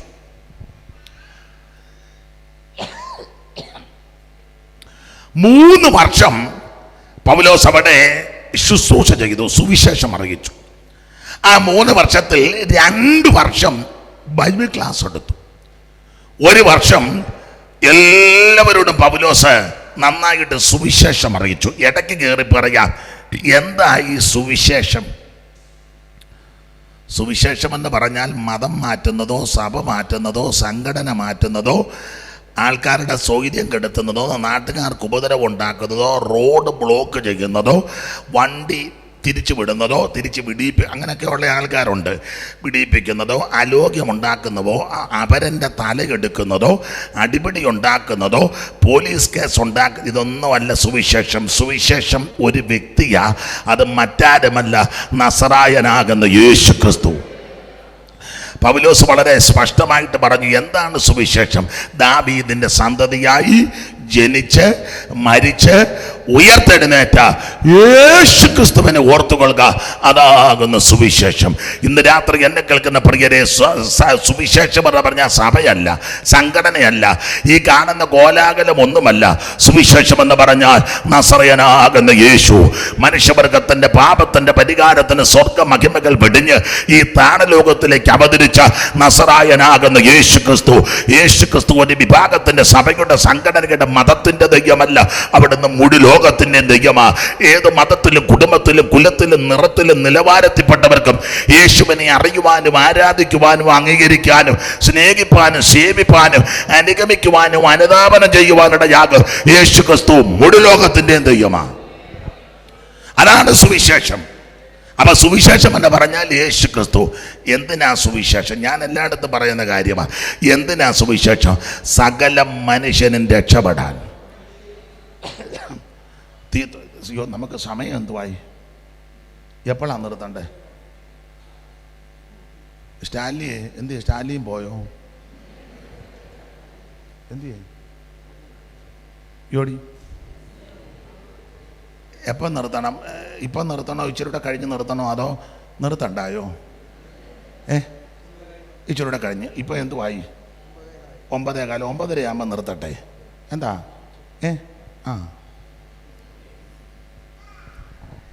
അപ്പൊ ശ്രദ്ധിച്ചേ, എന്താണ് സുവിശേഷം? നസറയനാകുന്ന യേശു ക്രിസ്തു. എന്തിനാ സുവിശേഷം? സകല മനുഷ്യനും രക്ഷപ്പെടാൻ. രക്ഷപ്പെടാൻ ഒറ്റ മാർഗം, ഒറ്റ വഴി, ഒറ്റ വാതിൽ, ഒരേ ഒരു വ്യക്തി യേശു ക്രിസ്തു മാത്രം. ആരായി സുവിശേഷം കേൾക്കേണ്ടത്? എല്ലാവരും കേൾക്കണം. 49 സങ്കീർത്തനം അങ്ങനെ, സകല ജാതികളുമായുള്ളവരെ ഇത് കേൾക്കണം. എല്ലാവരും കേൾക്കണം, ഉറങ്ങരുത്, കേൾക്കണം. എല്ലാവരും കേൾക്കണം. അയന ഇത് കേൾക്കാൻ കൊള്ളാവുന്ന കാര്യമാണ്. അയന മറ്റു കാര്യങ്ങളൊന്നും എല്ലാവരും കേൾക്കാൻ കൊള്ളുകയില്ല. ഇപ്പം TV വെച്ചേ അല്ലെ മൊബൈലെടുത്തേ മറ്റ് മാധ്യമങ്ങളൊക്കെ തുറന്നേ അപ്പനും അമ്മയ്ക്കും മക്കൾക്കും എല്ലാം കൂടെ ഇരുന്ന് എല്ലാം കാണാനും കേൾക്കാനും പറ്റുമോ? TV വെച്ചുകൊണ്ടിരിക്കുക, എന്തെങ്കിലും കാണുക, കണ്ടുകൊണ്ടിരിക്കുമ്പോഴാ ചില പരസ്യങ്ങൾ, ചില വിഷയങ്ങൾ. അപ്പനും അമ്മയും മക്കളും കൊച്ചുമക്കളും ഉടനെ അമ്മ, വിവേകമുള്ള അമ്മ, അയ്യോ അടുപ്പയിൽ ഏതാണ്ട് കരിയുന്നെന്ന്. അടുപ്പയിലൊന്നുമില്ല, കരിയാനുമില്ല, കൊച്ചുങ്ങളുമായിട്ടിരുന്ന് കാണാൻ പറ്റാത്തതാ വരുന്നത്. അല്ല, എല്ലാം കേൾക്കാൻ പറ്റുമോ? അതും ഒക്കത്തില്ല, കേൾക്കാനൊക്കത്തില്ല. അപ്പനും അമ്മയ്ക്കും മക്കൾക്കും എല്ലാം കൂടെ ഇരുന്ന് കേൾക്കാൻ പറ്റുന്ന കാര്യമാണോ ഇപ്പം വന്നുകൊണ്ടിരിക്കുന്നത്? അതിലെ ചില അമ്മമാരും ചില അപ്പന്മാരും പിള്ളേരോട് എന്തോ ആടാ മൂത്തവർ പറയുന്നതിൻ്റെ എന്തോ കേൾക്കാനാ? മൂത്തവർ വർത്താനം, മൂത്തവർ അത്രയൊക്കെയാ പറയുന്നത് എന്ന് പറഞ്ഞാൽ കൊച്ചുങ്ങൾക്ക് കേൾക്കാൻ പറ്റാത്തതാ മൂത്തവർ പറയുന്നത്. ഈ ലോകം മുഴുവൻ അങ്ങനാ. മക്കൾക്ക് കേൾക്കാൻ പറ്റാത്തതും, മാതാപിതാക്കൾക്ക് കേൾക്കാൻ പറ്റാത്തതും, ഭാര്യയ്ക്കും ഭർത്താവിനും മക്കൾക്കും അപ്പനും അമ്മയ്ക്കും ഒന്നിച്ചിരുന്ന്, ദൈവദാസന്മാർക്കും ദൈവമക്കൾക്കും ഒന്നിച്ചിരുന്ന് കേൾക്കാൻ പറ്റാത്ത കാര്യങ്ങളാ ലോകത്തിൽ നടന്നുകൊണ്ടിരിക്കുന്നത്. എന്നാൽ എന്നെ കേൾക്കുന്ന പ്രിയര്, എല്ലാവരും ഒന്നിച്ചിരുന്ന് കേൾക്കാൻ പറ്റുന്ന ഒരേ ഒരു മാർഗമാ സുവിശേഷം. അപ്പനും അമ്മയ്ക്കും വല്യപ്പനും വല്യമ്മയ്ക്കും മക്കൾക്കും കൊച്ചുമക്കൾക്കും എല്ലാം കൂടെ എവിടെ ഇരുന്നും ഏത് സമയത്തും കേൾക്കാൻ കൊള്ളാവുന്ന ഒരേ ഒരു വാർത്ത, അത് ഈ ഗുഡ് ന്യൂസാ എന്ന് പറഞ്ഞാൽ സദ്വർത്തമാനം എന്ന് പറഞ്ഞാൽ നല്ല വാർത്ത. എന്തായി നല്ല വാർത്ത? നിങ്ങൾക്കായിട്ടൊരു ശിശു ജനിച്ചിരിക്കുന്നു, യേശു ക്രിസ്തു. അതെല്ലാവർക്കും കേൾക്കാം. അതന്നെ, ഇത് ആര് കേട്ടാലും അവർക്ക് വിടുതലാ. ഈ വാർത്ത കേൾക്കുന്നവർക്കെല്ലാം വിടുതല. ഇന്ന് രാത്രി ഈ വാർത്ത കേട്ടുകൊണ്ടിരിക്കുമ്പോൾ രോഗശാന്തി ഉണ്ടാകും. ഈ വാർത്ത കേട്ടുകൊണ്ടിരിക്കുമ്പോൾ ഭൂതങ്ങൾ വിട്ടുമാറും. ഈ വാർത്ത കേട്ടുകൊണ്ടിരിക്കുമ്പോൾ സമാധാനമുണ്ടാകും. ഈ വാർത്ത കേട്ടുകൊണ്ടിരിക്കുമ്പോൾ ആശ്വാസമുണ്ടാകും. അവൻ വിഷണ്ണ മനസ്സിന് സ്തുതി എന്ന മേലാട കൊടുക്കുന്ന വാർത്തയാ സുവിശേഷം. മാറാ രോഗത്തുനിന്ന് വിടുതല തരുന്ന മാർഗമാ സുവിശേഷം. എത്ര cancer, brain tumour, kidney problem, ഹാർട്ടിന്റെ പ്രോബ്ലം, മാരക രോഗം ഒക്കെ സുവിശേഷത്താൽ വിടുതൽ കിട്ടിയിട്ടുണ്ട്. അനുഭവിക്കുന്ന ദൈവമക്കളെ ഓർത്ത് ഇന്ന് രാത്രി ദൈവത്തെ സ്തുതിക്കുക. സുവിശേഷം എവിടെ വന്നിട്ടുണ്ടോ, എവിടെ എത്തിയിട്ടുണ്ടോ, അവിടെ എല്ലാം വിടുതലുമാണ്. ഞാൻ എല്ലായിടത്തും പറയുന്ന കാര്യമാണ്, ഈ സുവിശേഷത്തെ കൊണ്ട് എന്തൊക്കെ ഗുണമാണ്. നമ്മുടെ കർത്താവാകുന്ന യേശു ക്രിസ്തുവിൻ്റെ തിരുപ്പറവിയോടുള്ള ബന്ധത്തിൽ ചിന്തിച്ചാൽ ഇങ്ങനെ, ഇരുട്ട് മാറ്റുന്ന മാർഗമാ സുവിശേഷം. വ്യക്തികളുടെ ഇരുട്ട്, കുടുംബത്തിൻ്റെ ഇരുട്ട്, ദേശത്തിൻ്റെ ഇരുട്ട്, രാജ്യങ്ങളുടെ ഇരുട്ട് മാറ്റിയ മാർഗമാ സുവിശേഷം. കാരണം സുവിശേഷം വെളിച്ചമാണ്. കർത്താവ് പറഞ്ഞല്ലോ, ഞാൻ ലോകത്തിൻ്റെ വെളിച്ചം. ഈ വെളിച്ചം എവിടൊക്കെ ചെന്നിട്ടുണ്ടോ അവിടെല്ലാം ജനം വിടുതൽ പ്രാപിച്ചിരിക്കുകയാണ്. അപ്പോൾ സുവിശേഷം വെളിച്ചമാണ്. അതുകൊണ്ട് ഇതെല്ലാവരും കേൾക്കണം. ഒരു കാലത്ത് അയിത്തമുള്ള കാലം, അടിമക്കച്ചവടം, അയിത്തം, മാറുമറയ്ക്കാനൊക്കത്തില്ല. ആഭരണം ധരിക്കാൻ എല്ലാ ജാതികൾക്കും അനുവാദമില്ല.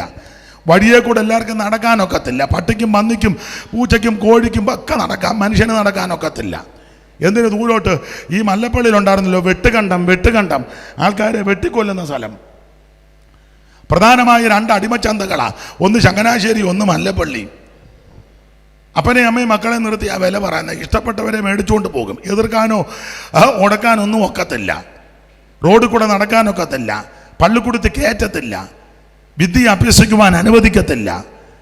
മാത്രമേ എന്തെല്ലാം ദുഷ്കരമായ കാര്യങ്ങൾ. ആശുപത്രി ചെന്നാൽ എല്ലാവരെയും പരിശോധിക്കത്തുമില്ല, കയറ്റത്തുമില്ല. അയിത്തം. വലിയ വലിയ വീടുകളിൽ ചെല്ലാനോ തമ്പുരാക്കന്മാരുടെ അടുക്ക ചെല്ലാനോ മിറ്റത്ത് കയറാനോ ഒന്നും ഒക്കത്തില്ല. ഈ അടുത്ത കാലത്ത് ഒരു പ്രിയപ്പെട്ടവളെ അറിയാം, ജാതിയിൽ കൂടിയതെന്നാണ് അവർ പറയുന്നത്. അപ്പോൾ അവരുടെ വീടിനടുത്തൊരു വീട്ടിൽ ഞാൻ പ്രാർത്ഥനയ്ക്ക് ചെന്നു. അപ്പോൾ എന്നോട് നമുക്ക് വളരെ വേണ്ടപ്പെട്ട വീടാണ്. അപ്പോൾ അവർ പറഞ്ഞു, അയ്യോ അപ്പുറത്തെ വീട്ടിൽ അതുകൊണ്ട് മേടിച്ചുകൊണ്ട് വന്നിരുന്നത് നല്ലതായിരുന്നെന്ന് അകത്ത് പറഞ്ഞു. 2 പേരും പ്രായമുള്ളവരാ. അപ്പം ഞാൻ പറഞ്ഞു, ഞാൻ പോയി മേടിക്കാം. ഒരു യോ എല്ലാവരെയും ഒന്നും അവർ കയറ്റുകയല്ലെന്ന്, എല്ലാവരെയും ഒന്നും കയറ്റുകയല്ല. അങ്ങനത്തെ ഒരു സ്ത്രീയാണെന്നവർ. അവർ പേരൊന്നും ഞാൻ പറയുന്നില്ല. ഞാനത് നമ്മളായിട്ട് ഇനി ഒരു പ്രശ്നം വേണ്ട, ആ വയ്യാത്ത തള്ള തന്നെ എന്ന് ആ അതിരിൻ്റെ അവിടെ എന്ന് വെച്ച് പറഞ്ഞു തരാൻ. അപ്പോൾ അവരവിടെ വന്ന് ഇങ്ങനെ ഇട്ട് കൊടുക്കുന്ന കണ്ടു. വർഷങ്ങൾ കഴിഞ്ഞ് ഞാൻ അവിടെ ചെന്നപ്പോൾ ചോദിച്ചു, എന്ത് ചെയ്യുന്നു ചോദിച്ചു. അയ്യോ അറിഞ്ഞില്ലേ? ഞാൻ പറഞ്ഞില്ല, എല്ലാം നശിച്ച് ആരുമില്ല, അകത്ത് കിടപ്പുണ്ടെന്ന്. അപ്പം ഞാൻ ചോദിച്ചു, എങ്ങനെ കാര്യങ്ങൾ? ആ നീങ്ങി നിരങ്ങിയൊക്കെയാ. ഈയിടെ എന്നോട് ഒന്ന് പറഞ്ഞ്, തങ്കമ്മേ ആരെയും ഒന്ന് വിടാവോ എന്ന്. ആരെയും കയറ്റാഞ്ഞതള്ളയാ. ഇപ്പം നീങ്ങിയെടുത്ത് ഇന്ന് നിരങ്ങാൻ മേലെ ഉടനെ പറയാം, തങ്കമ്മേ ആരെയും ഇങ്ങോട്ട്. അപ്പോൾ പുള്ളിക്കാരി നല്ല മിടിക്കുക. പുള്ളിക്കാരി നിങ്ങൾ അവർ ഭക്ഷണം ഉണ്ടാക്കിയാൽ കഴിക്കത്തുമില്ല, അവർ അടുക്കളയിൽ കയറിയാൽ നിങ്ങൾ ഉടനെ പറയാ, തങ്കമ്മേ ശവത്തെ കുത്താതെ തങ്കമ്മേ. മനസ്സിലാകുന്നുണ്ടോ വല്ലോ? ഇങ്ങനെയുള്ള ആൾക്കാർ ഇപ്പോഴും ഉണ്ട്. ഇതിനെല്ലാം മാറ്റം വന്നതും വരുത്തിയതും സുവിശേഷം എത്തിയത് കൊണ്ടാണ്. അതുകൊണ്ട് എവിടെയും പറയുവാൻ, എവിടെയും ഉയർത്തുവാൻ, എവിടെയും ഘോഷിപ്പാൻ പറ്റിയ ഒരേ ഒരു മാർഗമാ സുവിശേഷം. എന്താണ് സുവിശേഷം? യേശു ക്രിസ്തു.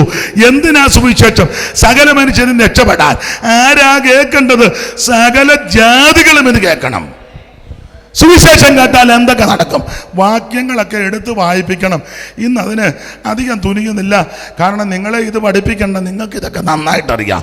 സുവിശേഷം കേട്ടാൽ എന്തൊക്കെ നടക്കും? ഒന്ന്, സുവിശേഷം കേട്ടാൽ മാനസാന്തരമുണ്ടാകും. മത്തായി സുവിശേഷവും ലൂക്കോസും മർക്കോസും ഒക്കെ ചേർത്ത് പഠിച്ച് യോഹന്നാൻ സ്നാപകൻ മാനസാന്തരം പറഞ്ഞു. അവൻ ആ 3:10 വായിക്കുന്നത്, മറ്റ് പലതും പറഞ്ഞവൻ ജനത്തോട് സുവിശേഷം അറിയിച്ചു. ആ സുവിശേഷത്തിനകത്ത് പറയുകയാ, നിങ്ങൾ മാനസാന്തരപ്പെടണം. വൃക്ഷത്തിന്റെ ചുവട്ടിന് കോടാലി വെച്ചിരിക്കുക. ഇനി നിങ്ങൾ ഈ വിധത്തിൽ പോകരുത്. അവൻ സ്വന്തം അനീതി ചെയ്യരുത്, തെറ്റ് ചെയ്യരുത്. നിങ്ങൾ അവൻ ന്യായമായിട്ട് വേണം ഇടപെടാൻ. നിങ്ങൾ മാനസാന്തരപ്പെടണം. സർപ്പസന്തതികളെ വരുവാനുള്ള കോപത്തിൽ നിന്ന് എങ്ങനെ തെറ്റിയൊടിയും. അതുകൊണ്ട് സകല ആൾക്കാരും മാനസാന്തരപ്പെടണം.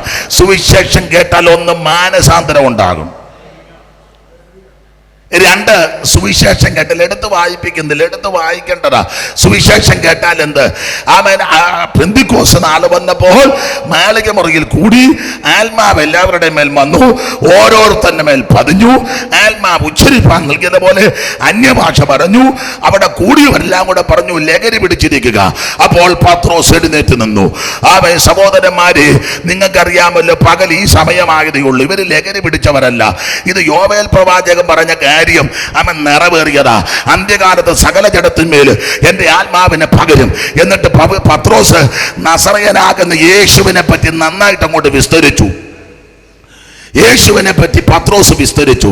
പത്രോസ് യേശുവിനെ പറ്റി, നിങ്ങൾ കൊന്നവനായ, നിങ്ങൾ ക്രൂശിച്ചവനാകുന്ന നസറയനാകുന്ന യേശു, ഇത് തീർത്തങ്ങോട്ട് പറഞ്ഞു.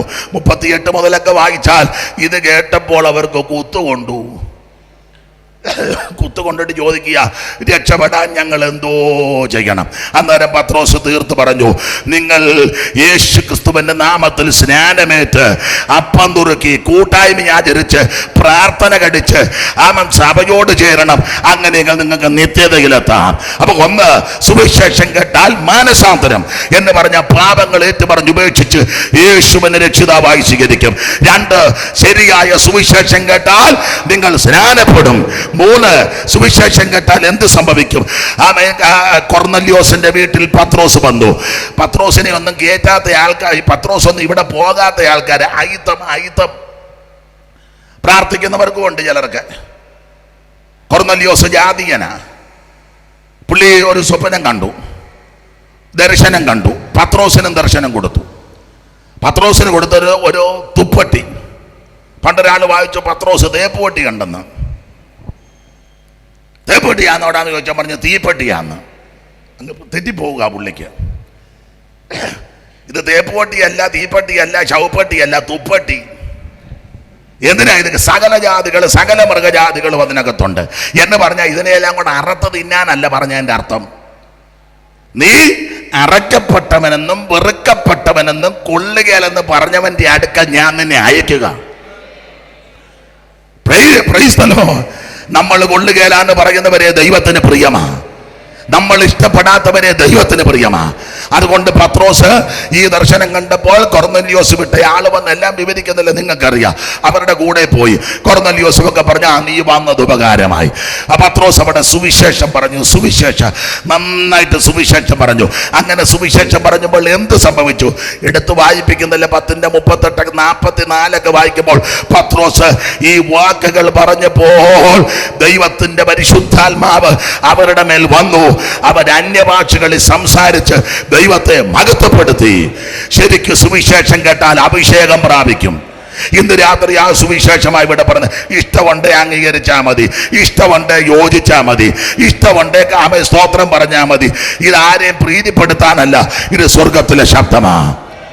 ആ സുവിശേഷമായി ഇന്ന് രാത്രി മുടങ്ങുന്നത് മാത്രം. ഒന്ന്, സുവിശേഷം പറഞ്ഞാൽ മാനസാന്തരപ്പെട്ട് യേശുവിനെ രക്ഷിതാവായി സ്വീകരിക്കും. സുവിശേഷം നന്നായി പറഞ്ഞാൽ കേട്ടാൽ സ്നാനപ്പെട്ട് കർത്താവിനോട് ചേരും. സുവിശേഷം നന്നായി പറഞ്ഞാൽ കേട്ടാൽ അഭിഷേകം പ്രാപിച്ച് ദൈവത്തെ ആരാധിക്കും. സുവിശേഷം നന്നായി പറഞ്ഞാൽ വേർപാടിന്റെ ഉപദേശം. അവരുടെ ഇടയിൽ നിന്ന് പുറപ്പെട്ട് വേർപെട്ടിരിപ്പീൻ. അതാ സുവിശേഷം. വേർപാട് പാലിക്കണം. ഞാൻ എല്ലാ വാക്യങ്ങളും പഠിപ്പിക്കുന്നില്ല. ശരിക്കും സുവിശേഷം പറഞ്ഞാൽ ഒടുവിൽ കർത്താവിൻ്റെ വരവിനെ പറ്റിയും പറയും. യേശു ക്രിസ്തു വീണ്ടും വരും. എന്തിന്? തിരുസഭയെ ചേർക്കാൻ.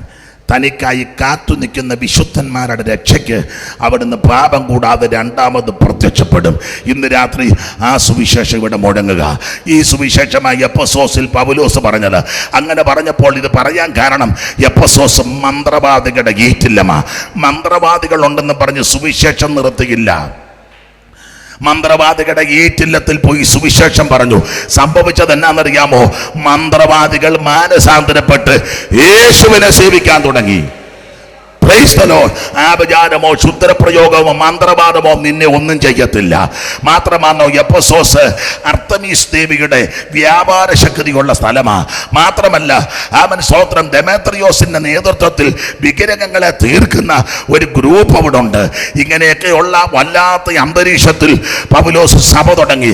ആ സഭയോടാ പൗലോസ് പറഞ്ഞത് കർത്താവിലും അമിതബലത്തിലും ശക്തിപ്പെടണം. കാരണം ഈ മന്ത്രവാദവും ആഭിചാരവും ക്ഷുദ്രപ്രയോഗവും അർത്തമീസിന്റെ വ്യാപാരമുള്ള ഈ സ്ഥലത്ത് നിലനിൽക്കണമെങ്കിൽ എനിക്ക് നിങ്ങൾക്ക് ആത്മശക്തി ആവശ്യമാണ്.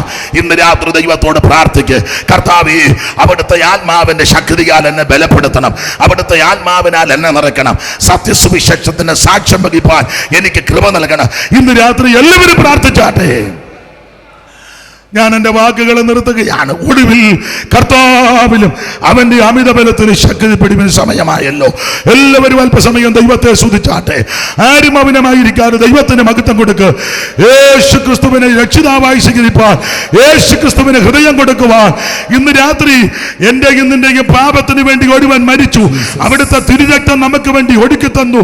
അവിടുത്തെ തിരുജീവൻ നമുക്ക് വേണ്ടി തന്നു. ഞാനും നിങ്ങളും അനുഭവിക്കേണ്ട വ്യതകളും പങ്കപ്പാടുകളും നമുക്ക് വേണ്ടി യേശു സഹിച്ചു. ഇന്ന് രാത്രി സ്നേഹിത, സുഹൃത്ത്, മാതാവേ, പിതാവേ, 5 പൈസ മുടക്കണ്ട, കാശ് മുടക്കണ്ട, ഭൗതിക വസ്തുക്കൾ ഒന്നും കൊടുക്കണ്ട. ഇന്ന് രാത്രി ഒറ്റ വാക്ക് പ്രാർത്ഥിക്ക്. എൻ്റെ യേശുവേ എന്നെ രക്ഷിക്കണം, എൻ്റെ യേശുവേ എൻ്റെ പാപം മോചിക്കണം, എൻ്റെ യേശുവേ എൻ്റെ ഉള്ളത്തിലേക്ക് വരണം. ഇനി എനിക്ക് ആയുസ്സും ആരോഗ്യം തന്നാൽ നിന്നെ മാത്രം ഞാൻ സേവിക്കും. ഇന്ന് രാത്രി ആ കർത്താവിന് വേണ്ടി ഹൃദയം കൊടുക്കുവാൻ, യേശുവിനെ രക്ഷിതാവായി സ്വീകരിപ്പാൻ താല്പര്യമുള്ളവർ, സമർപ്പണമുള്ളവർ കരമൊന്നുയർത്ത് ഞാൻ പ്രാർത്ഥിക്കാൻ പോവുക.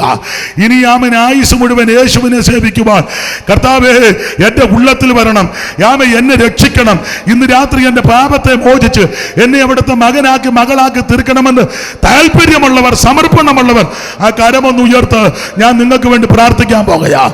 ദൈവത്തെ ഉയർത്തപ്പെട്ട കരങ്ങൾക്കായി സ്തോത്രം. ദൈവമേ കരങ്ങളെ അനുഗ്രഹിക്കണം, ഈ പ്രിയപ്പെട്ടവരെ അനുഗ്രഹിക്കണം. ആമേൻ. കരമൊന്ന് ഉയർത്തിയാട്ടെ, നിങ്ങൾക്ക് വേണ്ടി പ്രാർത്ഥിക്കാൻ പോവുക. ഉയർത്തപ്പെട്ട കരങ്ങളെ ദൈവം അനുഗ്രഹിക്കട്ടെ. പരിശുദ്ധ പിതാവേ, അവിടുത്തെ രക്ഷകനായി സ്വീകരിച്ച നിന്റെ മക്കൾക്ക് വേണ്ടി പ്രാർത്ഥിക്കുന്നു. അന്ത്യം വരെ നിലനിൽക്കുവാൻ അവർക്ക് കൃപ ചെയ്യണമേ. അവിടുത്തെ നാമം ചൊല്ലി നിന്റെ മക്കളെ അനുഗ്രഹിക്കുന്നു. കൃപ കൂടെ ഇരിക്കണം. ദോഷമൊന്നും ഭവിക്കരുത്. വന്നവരെ എല്ലാവരെയും അനുഗ്രഹിച്ചാട്ടെ യേശു ക്രിസ്തുവിൻ നിസ്തുല്യ നാമത്തിൽ തന്നെ. ആമീൻ.